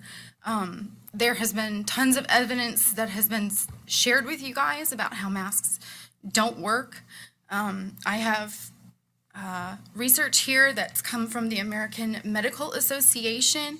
I have, that states that masks are not able to prevent the spread or contraction of COVID, and that they should only be used by individuals who actually have symptoms of respiratory infection, such as coughing, sneezing, or fevers. The National Library of Medicine and the National Center for Biotechnology Information, partnered with the U.S. National Library of Medicine, has articles stating, in layman's terms, paraphrasing here, that rebreathing the virus can contribute to it entering the brain. Newer evidence suggests that in some cases the virus can enter the brain, and in most instances enters the brain by way of the olfactory nerves, which is your smell nerves. These connect directly with the area of the brain dealing with recent memory and memory consolidations. By wearing a mask, the exhaled viruses are not able to escape and will concentrate in the nasal passages, entering the olfactory nerves, and travel into the brain. Wearing masks can also cause a reduction of oxygen levels in the bloodstream, hypoxia, or an increase in carbon dioxide in the bloodstream, hypercapnia, and cause headaches, reduces energy, reduces mental clarity, focus, and negatively affect the emotional well-being. I'm sorry, but if they're in school, they need to be able to think clearly and focus on what they're learning. It can also reduce the immune system's response and negatively affect the cells in the lungs and blood vessels. Hypercapnia, the elevation of carbon dioxide, also increase the risk of mortality. It also adversely affects the innate immunity, host defense, lung edema clearance, and cell proliferation. I don't know if everybody understands that. My family is in medicine. But those are referenced in the Journal of the American Medical Association, the American Society of Microbiology, the Journal of Immunology, the American Journal of Medicine, the American Thoracic Society, American Journal of Respiratory and Critical Care Medicine. The Journal of Immunology by the American Association of Immunologists also states that wearing a mask can increase the risk of infections through a decrease in oxygen levels. Is known to cause impairment in a person's immunity. It also stimulates an immune inhibitor cell, setting the stage for contracting any infection, including COVID-19, causing the infection to be much more dangerous than it would otherwise have been. In essence, your mask can very well put you at much more of a risk in contraction infection with a much worse outcome. And it should be noted that reduced oxygenation can also accelerate cancer growth. Studies have also shown that in-school transmission of COVID-19 is extremely rare. Researchers have discovered that among 11 different school districts with nearly 100,000 staff and students, there were not any instances of children passing the coronavirus to adults during in-person instruction, with only 32 cases of child-to-child or adult-to-adult transmissions of COVID-19 over a 9-week study period. And this is from the Journal of American Pediatric Society. If you want more research, I found the website, thechildrenshealthdefense.org, to be extremely helpful. As far as the governor's executive orders go, he has no such power bestowed upon him by the Constitution or by the people of Virginia. It is not law. Your job as the Board of Education, that you swore an oath to uphold the Constitution and to follow the laws here in Virginia and also the United States. There are no such laws on masking, and there are no laws stating that we have to obey a governor's overreach of assumed power in the form of an executive order or a so-called mandate. As stated in the Virginia Constitution, all power is vested in and consequently derived from the people, that magistrates are their trustees and servants and are at all times amenable to them. Let's break that down. All the power is vested and derives from the people. That's us, you guys. That is us. That means that if it is not specified clearly in the Constitution that they have the power to do so, they don't have it. It stays with us, the people, unless we decide to give it to them through an amendment, which I don't see that anywhere. And I've heard people say, well, we're in a state of an emergency and he has that power. Okay, fine, let's take that. He has, he declares a state of emergency. Apparently, according to codes and statutes, he's allowed to do that. However, if you look at Code 44-146.7, the powers and duties of governor, he shall be the director of the emergency management, and he shall take action from time to time as is necessary for the adequate promotion and coordination of state and local emergency services, activities relating to the safety and welfare of the Commonwealth in times of disaster. Okay, I don't see a disaster. It says time to time. This is not time to time. It's been continuous for how long? To proclaim and publish such rules and regulations as to issue such orders as may, in his judgment, be necessary to accomplish the purposes of this chapter, including but not limited to such measures as are in his judgment required to control, restrict, allocate, or regulate the use, sale, production, and distribution of food, fuel, clothing, and other commodities, materials, goods, services, and resources under any state or federal emergency services program. I'm sorry, but masking our children does not fall under that. Nowhere. They are not commodities, materials, goods, services, or resources. He may adopt and implement the Commonwealth of Virginia Emergency Operations Plan, which provides for state-level emergency operations in response to any type of disaster or large-scale emergency affecting Virginia. That provides the needed framework. There's nothing in here. Nowhere.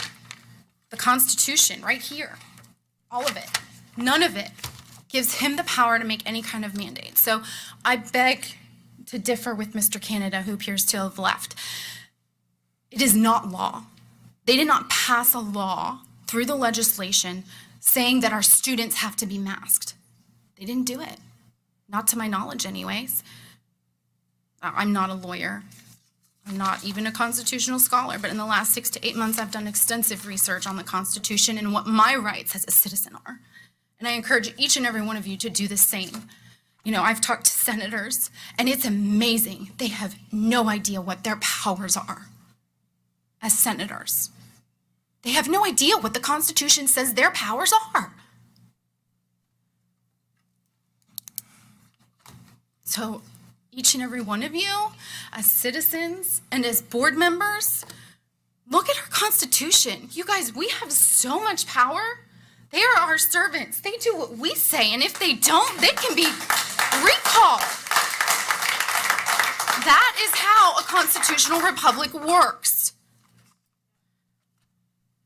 So thank you for each and every one of you for your hard work, and thank you, Mr. Greenway and Mr. Linden, for voting against masking our children, because they're not commodities. They deserve to be heard and have a face. But thank each of you for your hard work that you do and the ways that you do help our children. And I hope that each and every person here has challenged you to step outside your box and do what's right for our children. Thank you.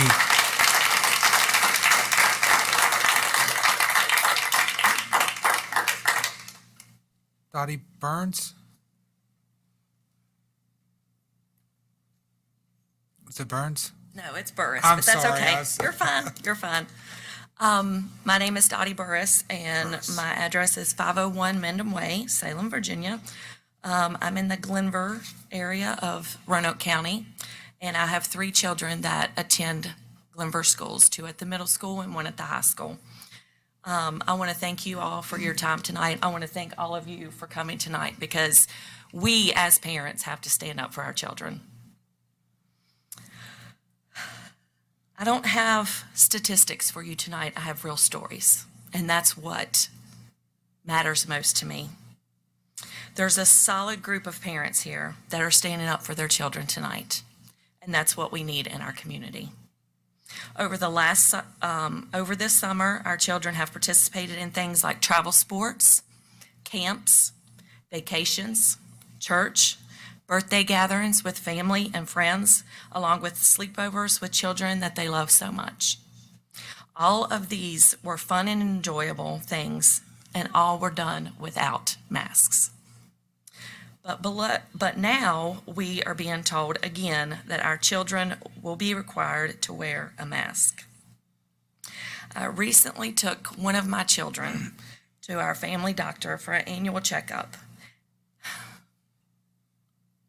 And now each and every child that goes to my physician's office, I don't know about others, is given a paper on their mental well-being, a questionnaire.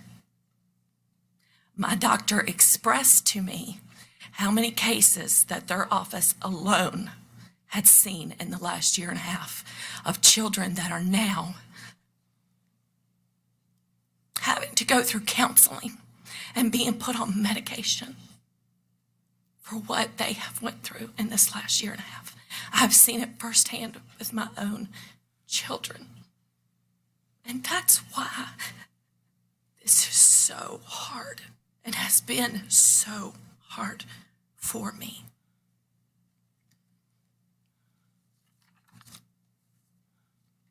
It's time that this madness ends.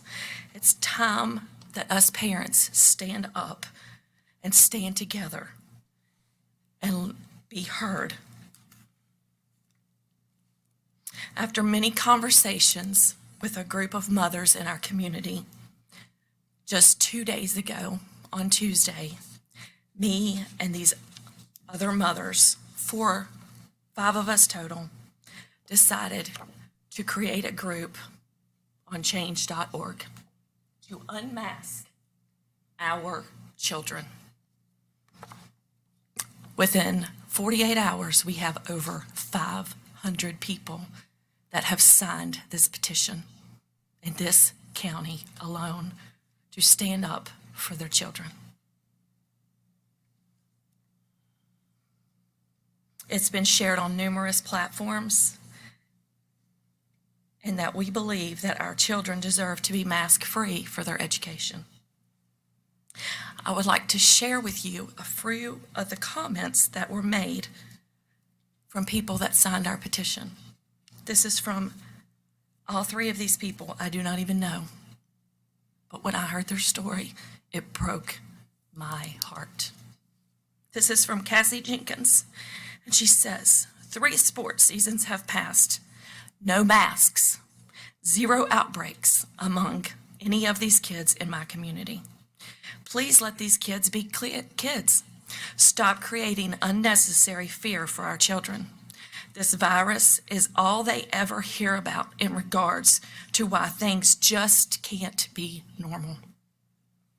It's just an excuse anymore, but we as parents are sick of it.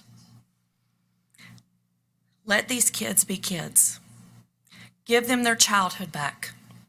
All summer, the daycare stayed open with no masks policy, and these little ones have been okay. The government has no place interfering in medical decisions that should be up to the parents. And she hashtagged, they are not your children. This is from Tanya Latempa. She says, my child started kindergarten last year. She never saw her teacher's face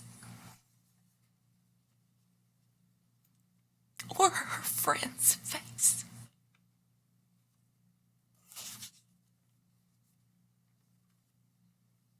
They need normal and social interaction and to be able to breathe normally without risk of breathing infections as well as facial bacteria causing skin irritations as she had all last year. Social distancing is enough. This came from Cassie Guthrie. And I am actually friends with her on Facebook. And I've seen a picture that she posted this morning of her son going to school. And this is what she said. We have rights. I own my children. The government does not own them. I'm a mom, and I can make the best decisions for my children. My 7-year-old doesn't want to go to school, and he cries. And he doesn't want to wear a mask. Time has to change. Can you imagine, as a parent, sending your kid to school in tears? It's hard enough for our middle schoolers and high schoolers, but these young kids, they lean on their parents. They lean on authority to look over them and guide them and direct them, and they're being scared. They don't want to go to school.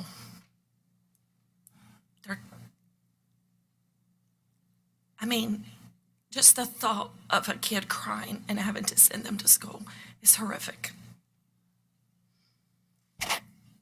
Please take note that you and the decisions that you've made and that you will be making affect every child's mental health. I ask you, will you stand and answer for this in years to come? It is time that this madness ends. Again, it is time that this madness ends. And we, as the parents here, say, let us be heard and let this madness end. Thank you.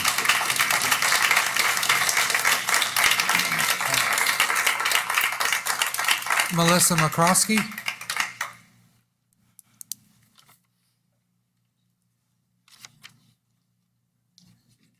Welcome. Good evening. My name is Melissa McCroskey. I live at 5149 Beeson Lane in Salem. I currently have twin daughters beginning their junior year in the Roanoke County Public School System. My comments tonight are not on masks. My comments are on women's rights. My main concern is that they be able to attend school without fears. I have watched the stripping away of women's rights. Common sense seems to have been thrown out the window. Rights that have long been fought for by our predecessors to achieve equality in education and athletic achievement opportunities.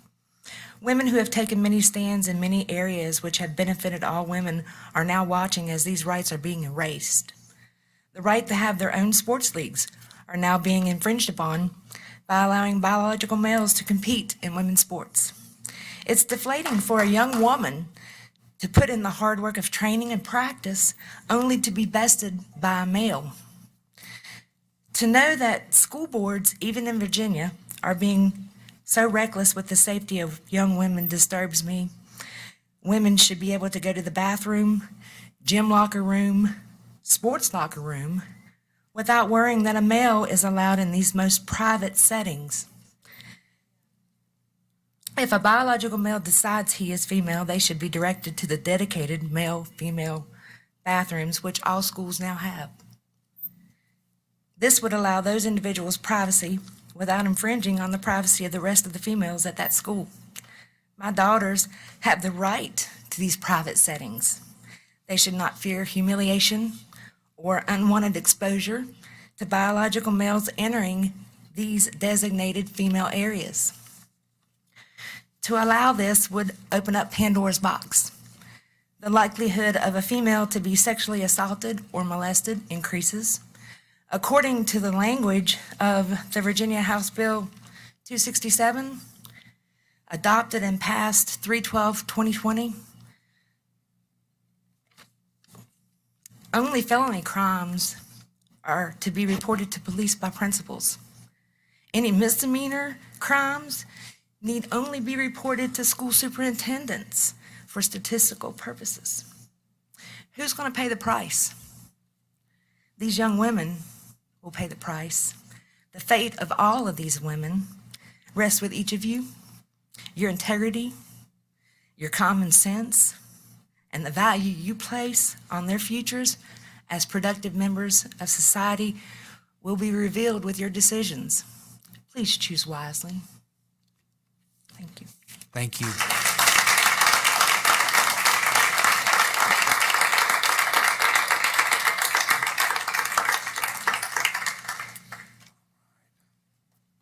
Thank you to everyone who spoke tonight. We really appreciate it. Moving on to the consent agenda. Mr. Chairman, I move the consent agenda. Do I have a second? All right, Madam Clerk? Mr. Weimer? Yes. Mr. Greenway? Yes, ma'am. Mr. Ray? Yes, ma'am. Mr. Moret? Yes, ma'am. All right. Item 9.01, approval of delegate and alternate for the VSB Delegate Assembly. Dr. Nicely?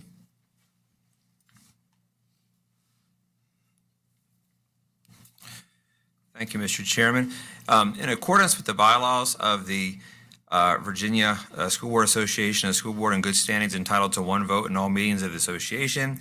A voting delegate and alternate will be selected from the membership by that board, and the delegate represents the school board at the VSBA Delegate Assembly.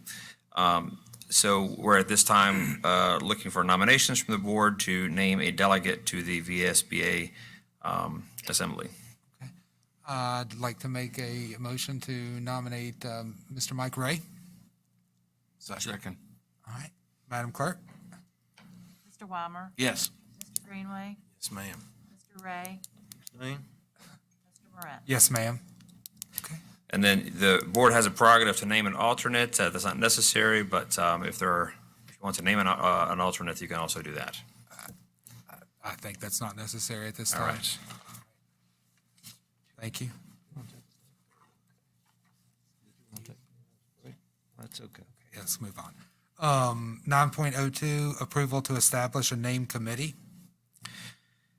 Thank you, Mr. Chairman. Roanoke County's, has been mentioned earlier, pointed out that Roanoke County's Burton Center for Arts and Technology is a vital asset for the students and citizens of Roanoke County as a centralized educational space providing skilled workers to meet the needs of the region's businesses and industry, as well as specialty centers for Roanoke County's 5 high schools in the areas of engineering, mechatronics, and robotics, cybersecurity, mass communication, performing arts, and visual arts. Students in BCAT's motorsports and engine building program have received national recognition. BCAT is home to one of the first governor's STEM academies in Virginia and also houses adult education programs, classes for Virginia Western Community College, English learner programs, and special education transition programs. BCAT's award-winning programs are currently housed in an aging facility that's in need of replacement as identified in the RCPS Capital Improvement Plan. A history of BCAT and a vision for its future are articulated in the Burton Center for Arts and Technology Moving Forward document, which is located on our website. The Roanoke County School Board and Roanoke County Board of Supervisors are working collaboratively to further define future programming for its community asset, determine possible sites, and identify capital funding mechanisms to accelerate the construction of a new modern facility. At the joint meeting of the Roanoke County School Board and Roanoke County Board of Supervisors held on August 10th, a resolution passed by the Board of Supervisors established a BCAT Citizen Advisory Committee, officially known as the Career and Technical Education Citizen Advisory Committee, with 5 members appointed by the Board of Supervisors. Staff recommends the board join the Board of Supervisors in creating the Citizens Advisory Committee as described in the resolution of the Board of Supervisors and appoint 5 additional members: Craig Balzer, Wayne Bauer, Todd Fouts, Troy Henderson, and Steve Spangler. So moved. Second. All right. Madam Clerk? Mr. Weimer? Yes. Mr. Greenway? Yes, ma'am. Mr. Ray? Yes, ma'am. Mr. Moran? Yes, ma'am. That committee, I think Mr. Ray had mentioned it earlier, that was put together by, the Board of Supervisors and us, looking for ways to hopefully fund a new BCAT. So they've got their work cut out for them. All right, moving on to item 10.01, first day of school updates. Mr. Riley and Mrs. Hogan, welcome. Good evening, Mr. Chairman, board members, and Dr. Nicely. We're here just to give you a brief update with the opening of schools. But prior to doing that, we wanted to just wrap up a little bit about our summer programs. When we had last met, we had talked about the enrollment of students in summer programs for K through 5 as well as 6 through 12. And I'm pleased to tell you that at the elementary level, we had approximately 1,000 students that had enrolled for the program. Out of those 1,000 students, 920 of them met the 20-hour requirement for reading and mathematics instruction that we had this summer. We believe that the increase in the numbers this summer from last year, of course, is the availability of transportation for our students, and we're just so appreciative of the fact that we were able to provide that for them. So we were really thrilled that we had that many students attend the programs. The principals had a lot of positive things to say about the children attending and the learning that took place. We also made sure that data that was collected, they did pre and post assessments on these students, that this data and information has been communicated and shared with their current teachers so that they can continue with loss of learning plans. And just real quickly, at the high school level, of course, we had our summer school high school at Northside High School. We do want to thank Ms. Green and her staff for welcoming us there. It's a pretty big endeavor to bring that many students. This year, we had over 200 students at the high school summer school, taking over 266 classes. Mrs. Fisher was the principal. She's the assistant principal at BCAT. We had about 15 staff members there working with kids. They worked extremely hard, and we want to thank them for the work that they did to get those kids caught back up so they're ready to be successful this fall. Of course, we had middle school programs at each one of the individual middle schools. We had a total of 265 middle schoolers that were able to go to summer school this summer. So we want to thank our middle school principals and all the teachers who came in and worked with those students. We certainly also want to extend a huge thank you to Kathy King and the transportation staff. They pulled off really what I consider a miracle in a short period of time to provide transportation, to create routes, to get kids to and from school. At the high school level, we had 2 sessions, and they actually transported kids back and forth both sessions. So I just want to thank her and their staff, as well as Rhonda Huffman and the nutrition staff. I think oftentimes we get busy with a lot of other things and we forget the hard work that they've done all summer, making sure our kids who need meals get those meals. So we just want to thank them for the hard work that both of those groups did to support our summer programs. And of course, we just want to thank the school board for your support in terms of just the financial support that you put into that, allowing us to get those kids in and provide those services for those kids, and to a school and to a principal and to those teachers. It was very successful. So we had a great summer. Do you guys have any questions about the summer program before we move on to kind of our visits today? Any questions on the summer program? All right. All right. Thank you. Today was the opening of school, and we had different members of the central office who went and visited the various schools. We're very pleased to say that at our debriefing that we had this afternoon, that we had a very successful opening. It was just wonderful to see our students returning, as well as teachers, the IAs, cafeteria staff, just everyone. It was a great opening, and we're just very pleased with how things went. We're really looking forward to continued success this school year, and are just so thankful and appreciative of all the hard work of all our employees as we visit each of the schools. And if you want to see joy, is just to see those young people and children getting off those buses during the day. It's just exciting to see. Thank you, Ms. Hogan. All right. And then, of course, we do want to update the board on where we're at with our remote options. As you know, back in April, we presented a plan where at the high school level, high school students can go full-time into the academy. I think at last count, we had, I'm trying to think if I wrote that number down. I think we're at about right around 90 students in the academy right now, full-time. And we've got an increased enrollment just in the number of students taking one or two classes at the high school level in the academy. We also said that we were going to pursue options with Virtual Virginia for students who, because of medical necessity, needed to go ahead and provide that documentation and be remote learners for this year. In May, we put out a survey to parents asking them to let us know if they needed to take advantage of that option. We're happy to say that all of those students who let us know before the deadline, and Virtual Virginia had a deadline of July 15th for registration. Any of the students we knew of that needed that service were put in Virtual Virginia. They actually started on Tuesday in that program. Of course, we had several students who came to us after that July 15th date who requested remote options. Virtual Virginia did put them on a wait list. They kind of closed it off, and really across the state of Virginia, they weren't accepting students.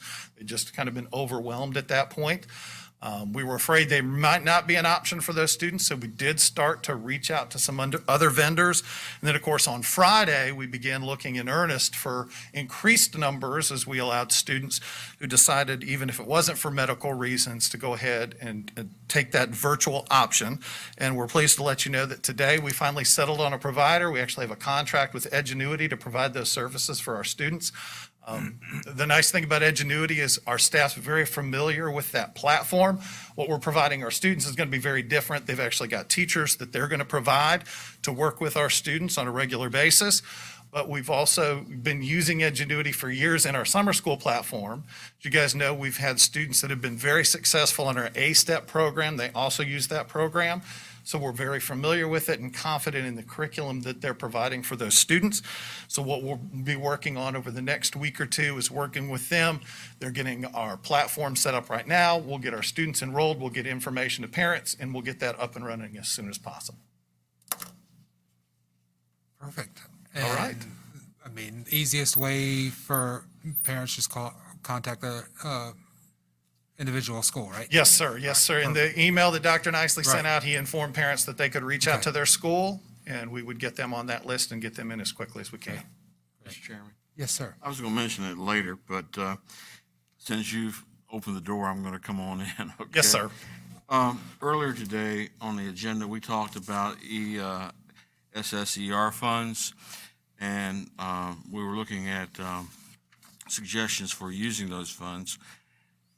We didn't have any suggestions from the people that were assembled here. However, we are going to use those ESSER funds to pay for the virtual with the contract that you just spoke of. Is that correct? That's our hope. If it's going to be out of ESSER 3, that grant still has to be written and approved. But I think that would be our hope, that we would use those funds for that purpose. Very good, because that really doesn't have any other strings attached to it. We've already removed the medical and other strings that were attached to some of the other programs. Correct. So, that virtual program is an alternative. That's correct. For students who, for whatever reason, or no reason, want to go, that route. So that's correct. I commend staff for moving so quickly on that. We talked about that 2 weeks ago, and we were able to go through the bidding contract process, identify Yes, sir. the We had, students. staff worked extremely hard, late nights, getting that contract hammered out. We want to thank county purchasing, helped us out as well. That we expressed to them the nature of this. We needed to get this done as quickly as possible so that we can get our students in that virtual school.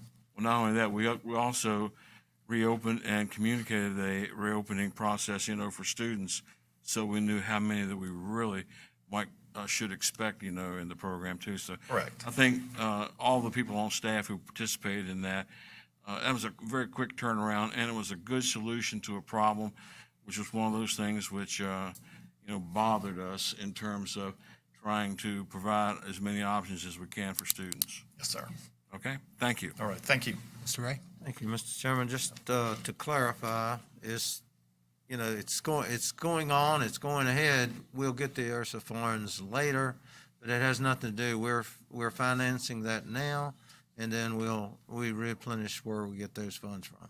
Yes, that's my understanding. And speaking with finance, Ms. Peterson indicated that more than likely local funds would be used and then reimbursed through the grant funds when those funds become available.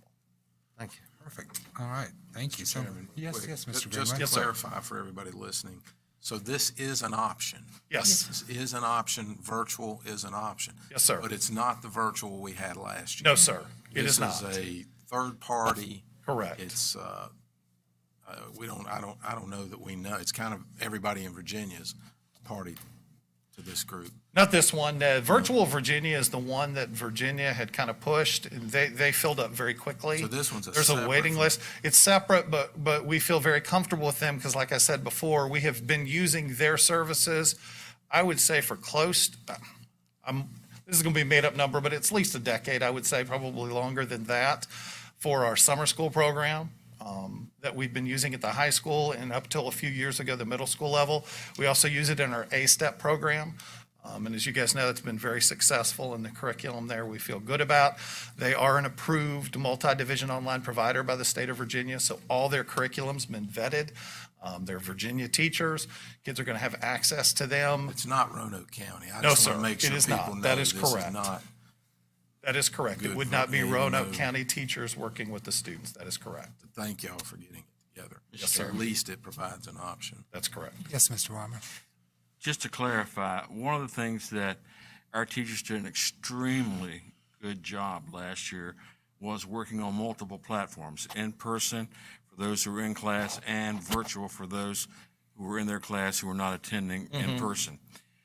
That really put a strain on our teaching staff. And I'm Yes, sir. glad that you were able to come up with a solution, a third-party solution Right. that is of equal quality and doesn't require that we have teachers working that kind of load again. That's a pretty significant change to do both in person and virtual and keep the two going throughout the year, which Yes, they sir. did. They did. They did a fantastic job last year. Well, Thank thank you. you. I really appreciate y'all getting that turned around so quickly as well. So, all right. Dr. McClung and Dr. Schall are going to come up next and give us a brief COVID update. Good evening, Mr. Chairman and members of the board. I wanted to give you all an update a little bit about our employees. As you all know, in March 2020, we had access to the Families First Coronavirus Response Act, which originally was provided so staff could have some leave should they be quarantined or have some other issues due to COVID. So originally, that law was in effect until December 31st last year. After that, it was extended through the end of March, but of course, they encouraged us to have flexibility with our staff. So you all have heard a lot about that in the past. But what happened when the law ended, that's the piece that we need to talk about tonight.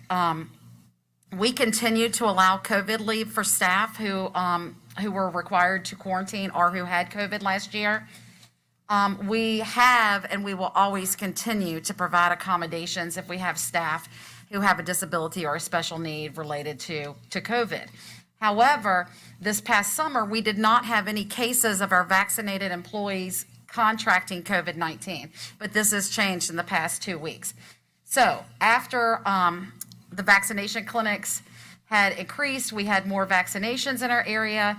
The CDC at that time differentiated its guidance for staff or people who were vaccinated versus unvaccinated. Vaccinated staff right now are not required to quarantine if they have an exposure. They're encouraged to be tested 3 to 5 days following, but they can continue to work as long as they're asymptomatic. And they only encourage the testing just to try to stop community spread. Unvaccinated staff at this time are required to quarantine, like we've done in the past, if they have an exposure. So you asked me at the work session, what are our neighbors doing?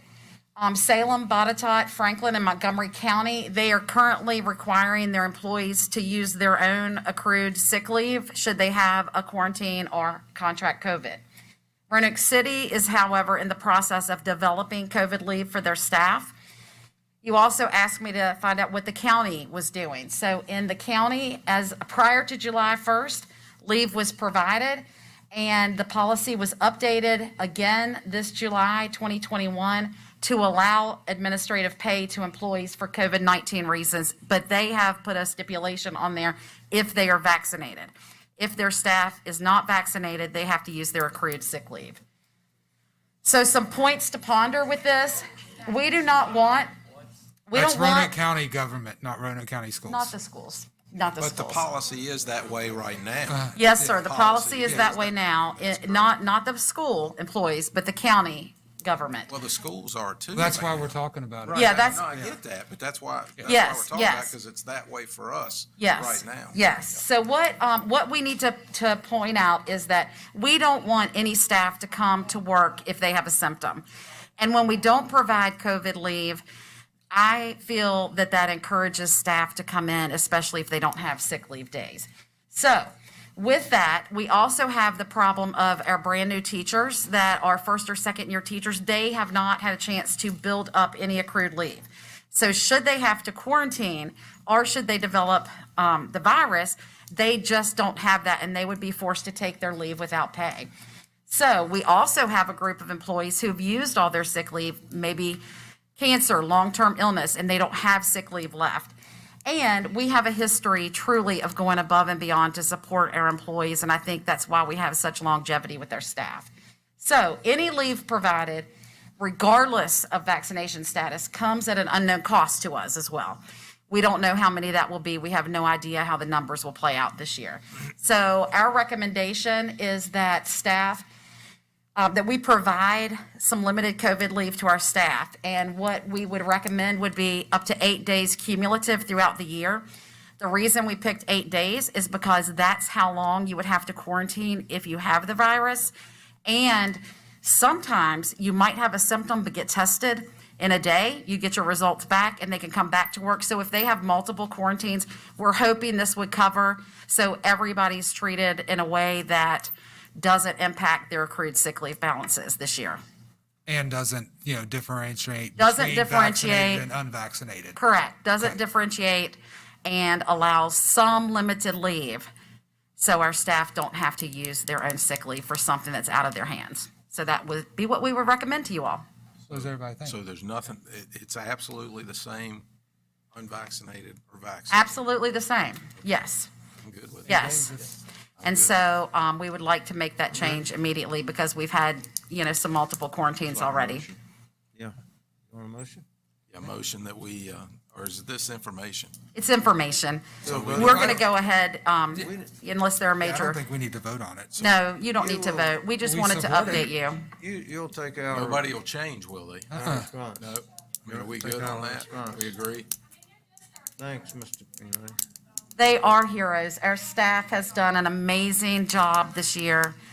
But, so we need to protect them as well, regardless of I mean, whether or I'm not good- they've been I'm good vaccinated. with waiting as long as we're gonna, Well, we all said we were, and it's it. Okay. okay. But I'm happy. If you want to make a motion, we can make it I'll official. make a too. motion that we adopt this tonight. Okay, I second. All right, Madam Clerk? Mr. Weimer? Yes. Mr. Greenway? Yes, ma'am. Mr. Ray? Yes, ma'am. Mr. Morant? Yes, ma'am. Thank you so All much right, for thank you supporting very our much. teachers. Appreciate you. And Dr. Segal, I was going to let her off the hook. She's normally the COVID guru, but if there are any specific questions, she's here to answer them. If not, I'm good. Everybody good? Just wanted to check to see if you had any questions from the updated, the health plan and the athletic plans. You've had some time to review those and. No, I appreciate y'all's hard work on that policy over the last, that was, I think, something that, I don't want to say it fell through the cracks, but I mean, it was the right thing to do to update it. So, thank you so much. Okay. All right, I did- perfect. Oh, I'm sorry, Yeah, Mr. Dr. Green. Stegall. Sure. One quick question I asked Dr. Nicely, and and maybe we have to ask Dr. Morrow, but I'll ask you just in case you understand this. So, this doesn't change anything, I just want to make sure everybody understands, but do I understand that we've had 160 new cases per 100,000 population? Is that correct? In the 7-day average. Okay. Mm-hmm. 7-day average. Right. So, okay, 160 out of 100,000. Mm-hmm. Okay, all right. And,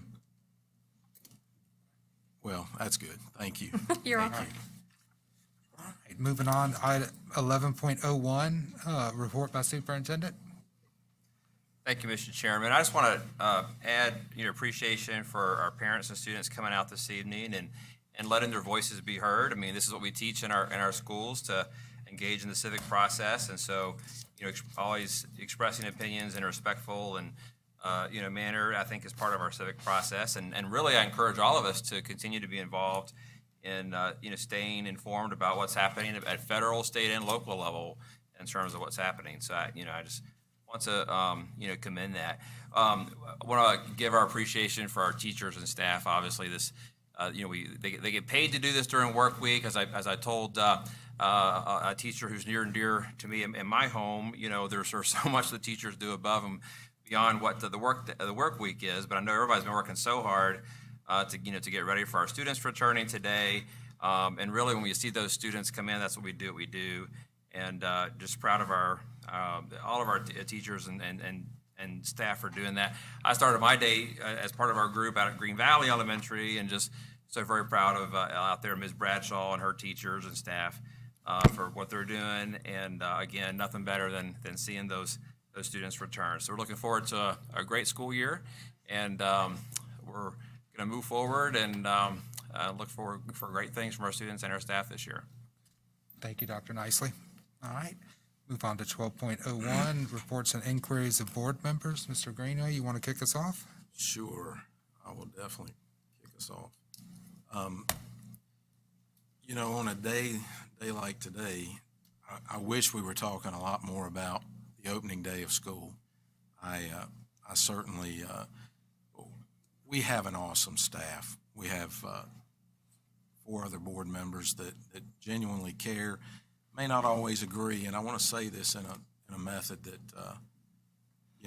we keep our ire down. I mean, I get that we have differences of opinion, but I want to make sure everybody's been so respectful, and thank you for that. That's commendable, and we appreciate that. So, and I know we're on the same side on a lot of talking points and issues. So, but remember, it is opening day. I want to throw that out real quick, and then I'm going to go into a few things just to, because we do have some folks here. And I'm glad that you stay to the end. Usually we don't get a chance to say this in front of everybody. But do remember, opening day, our kids are back in school. At least they're all back in school. It could have been the same situation as last year. And hopefully we don't get to that point again. I won't even go there. But I want to say, our masks are mandated by the governor. So that gives a lot of cover. That gives a lot of outs, to put these mask mandates in place. The reason you don't see me wearing a mask is because I asked our attorney, and this is not a school, okay? So when I'm with the kids or I'm in a school that has the kids, I'm going to comply. I'm going to do what, the kids have to do. I'm not thrilled, again, I'm not thrilled about it, but I'm going to do it. So, we need to show our children, even though we may not agree, that, we're going to comply where there's others involved. I want to say, we talk about the governor's overreach. I absolutely agree, 100%. The governor's overreached. It's also happening in Florida, the governor's overreach. While I agree with that governor, the parent should be the one that determines what happens to their child and what they do and what they wear and what they eat and what they don't, not the government. And so, when we start issuing these mandates to local school boards, we're telling it's a one-size-fits-all. And I just don't think, I think the parent knows better, and at least it ought to be done at the school board level on issuing any of these mandates or situations that call for these instances of mask or safety and protocol. There may be pandemics, there may be situations where that happens, but I think we've gotten to the point now where it's a little too easy to issue these mandates. And I've asked about an exemption for medical notes, kind of like Franklin County and Bedford have done, that we accept the medical notes and the religious exemptions from wearing masks. I didn't get too far with those. I just want you to know some of these things have been asked and been done. I've asked about a survey to see what our parents wanted. We didn't do that.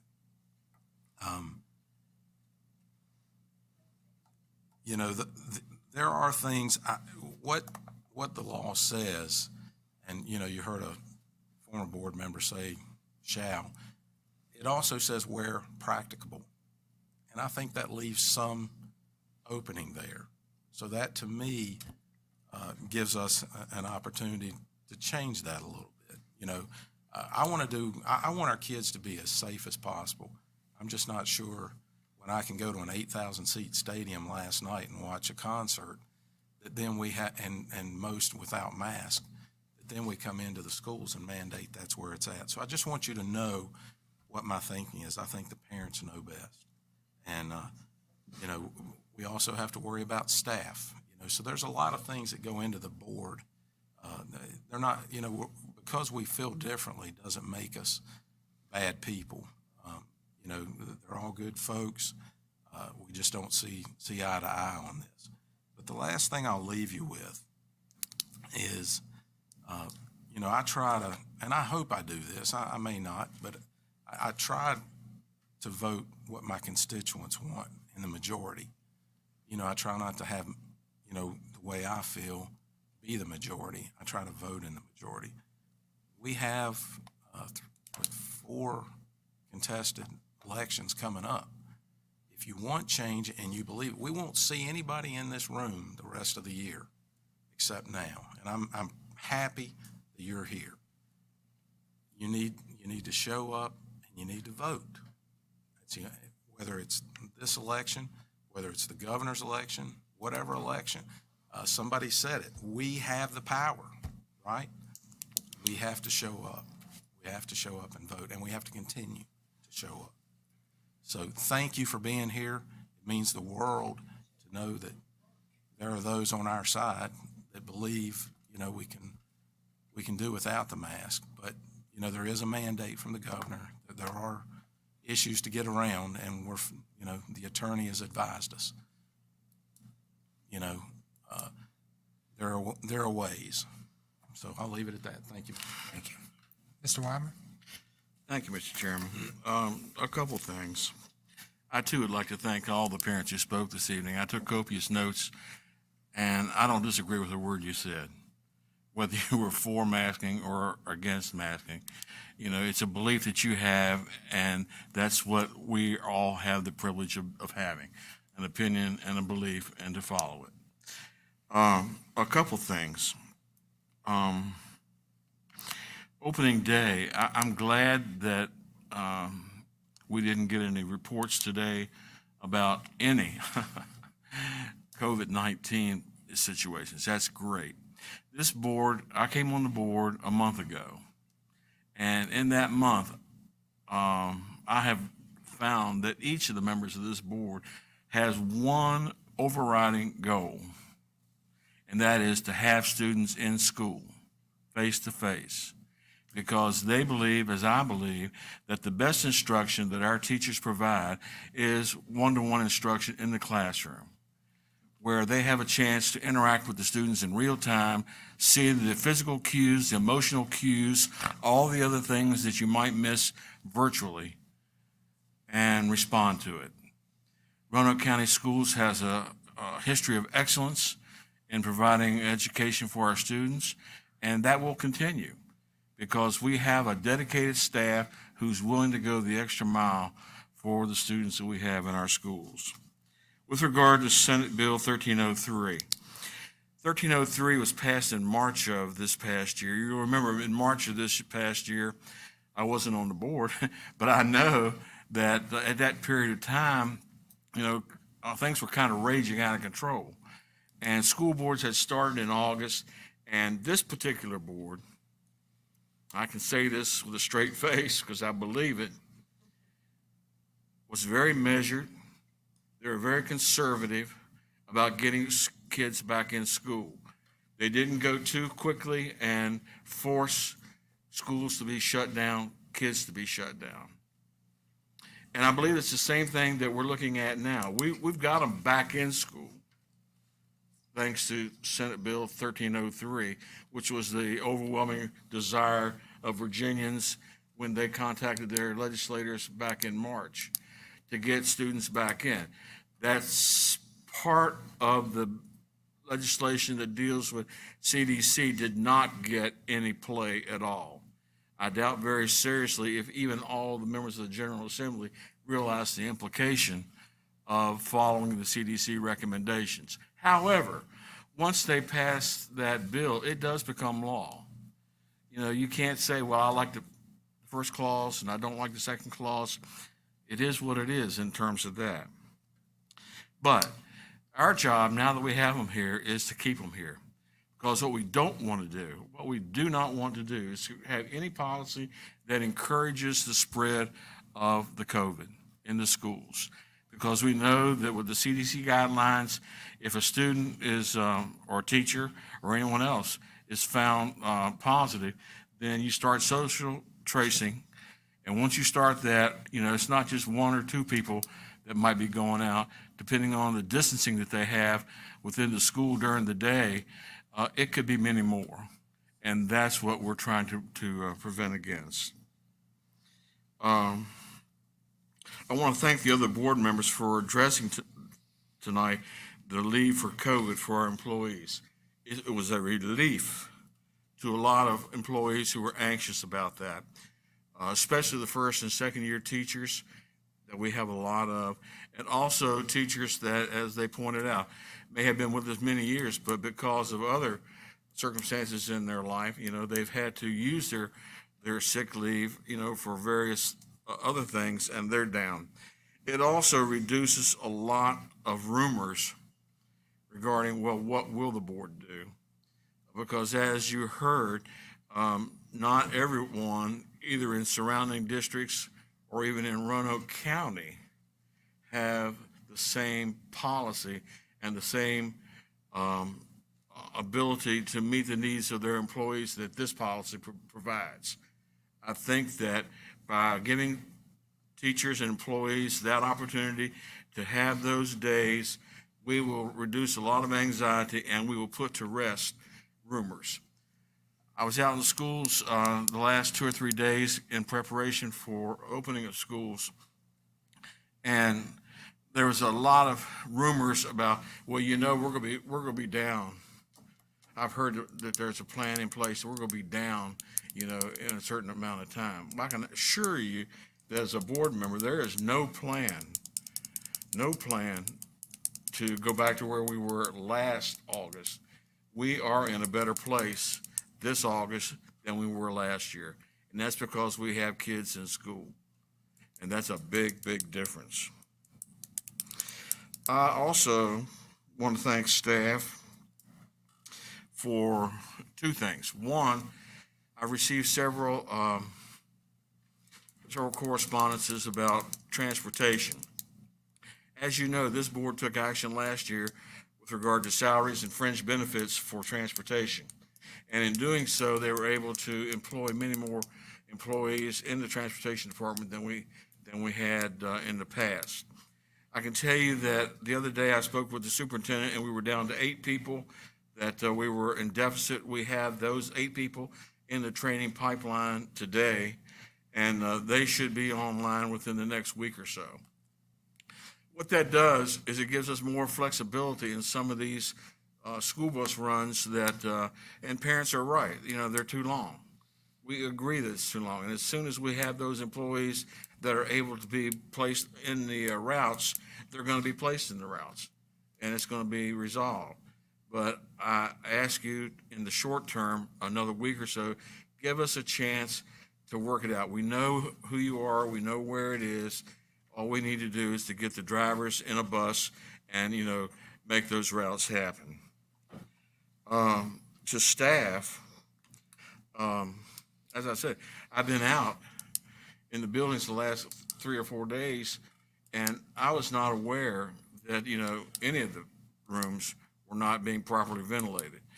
Ms. Wilkins, I believe, and maybe we can reach out to her, and she obviously has a specific situation in mind that prompted her comment tonight. Maybe we can find out where that school is, where that room is, and see what we can do.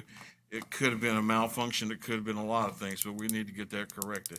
I appreciate her taking the time to make us aware. I'm sure that that's a concern. Ventilation in schools is extremely important. And the money that the General Assembly passed last week when they were down there, $250 million to correct ventilation in schools in Virginia. It doesn't sound like a lot of money, and it's not when you consider the needs. However, it's a start. And in Roanoke County, we've done a very good job of keeping our systems up and running. But still, if we have things that aren't working, let us know, because we will fix it. That's what we're about. We're about solving problems, not letting problems fester to the point where, it becomes unmanageable. So I appreciate Ms. Wilkins, and I hope that we can reach out, not Wilkins, Wilkes, and reach out to her and see if we can resolve that issue in that particular school. And again, I appreciate all of you coming out tonight. I appreciate all your comments. I appreciate all your input. I will echo what Mr. Greenway said. I am not a candidate for school board in November. I made that quite clear when the call came a month ago to help them out till November.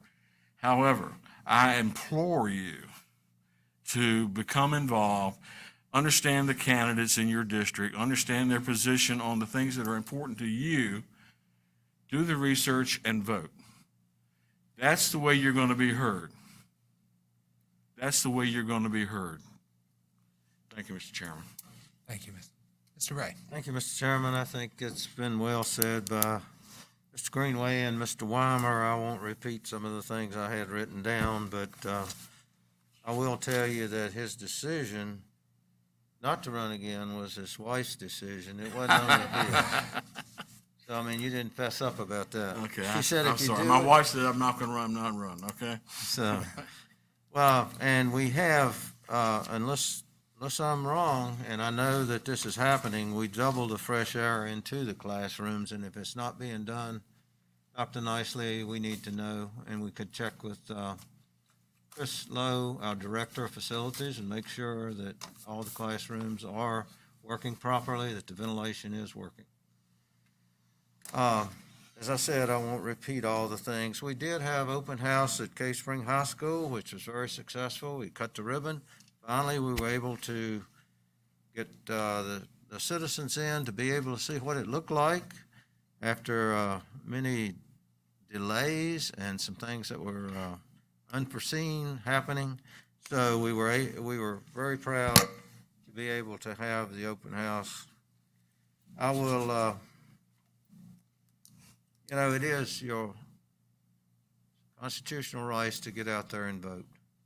And that's what we want you to do, is get out there and vote. See the candidates that have your views and get out there and vote. These are things that happen, whether it be in Richmond, whether it be federal level, whether it be local level. And when it happens, then they start passing certain laws, which are made reference to tonight. So thank everyone for coming out tonight and expressing your opinions. And I guess I'll leave it with this. I was talking to several of the principals today, and this was an elementary school, so you can relate to that. I said, "How did your first day go?" She said, "It was a first day." So that says it all. So, anyway, thank you. Oh, appreciate that, Mr. Ray. Thanks, everybody. I'll just echo too, like Mr. Greenway, and I saw everybody up here, thanks for the respectful comments. I took a lot of notes. I've got contact information, and, I know there'll be a couple of you that I'll be following up with just for some additional questions, but thank you. So, I haven't even seen I've got two kids at Hidden Valley. I haven't even seen them yet, so I'm hoping they had a good day at school. But I'm looking forward to Dr. Nicely and I are going to go out and visit some schools tomorrow. So certainly looking forward to that. And I'll reiterate this again. As we had a joint meeting with the Board of Supervisors on Tuesday, and I think both of our boards have done a lot in the last 12 months to try to come together and, solve some of these problems when it comes to, some of our buildings. I think sometimes that can get, we're very fortunate in Roanoke County, to the majority of our buildings are in very good shape, but we've got some that need some serious needs. And, we take that responsibility very seriously, and, also try to balance, being physically conservative with the taxpayers' money too. So just trying to come together and find a way to start with BCAT, in hopes of spurring some additional economic development in Roanoke County. So thank you for fellow board members, Dr. Nicely, staff, everything you're doing. Appreciate you, getting us the information on the COVID leave policy so we could take action on that. And so that being said, meeting adjourned.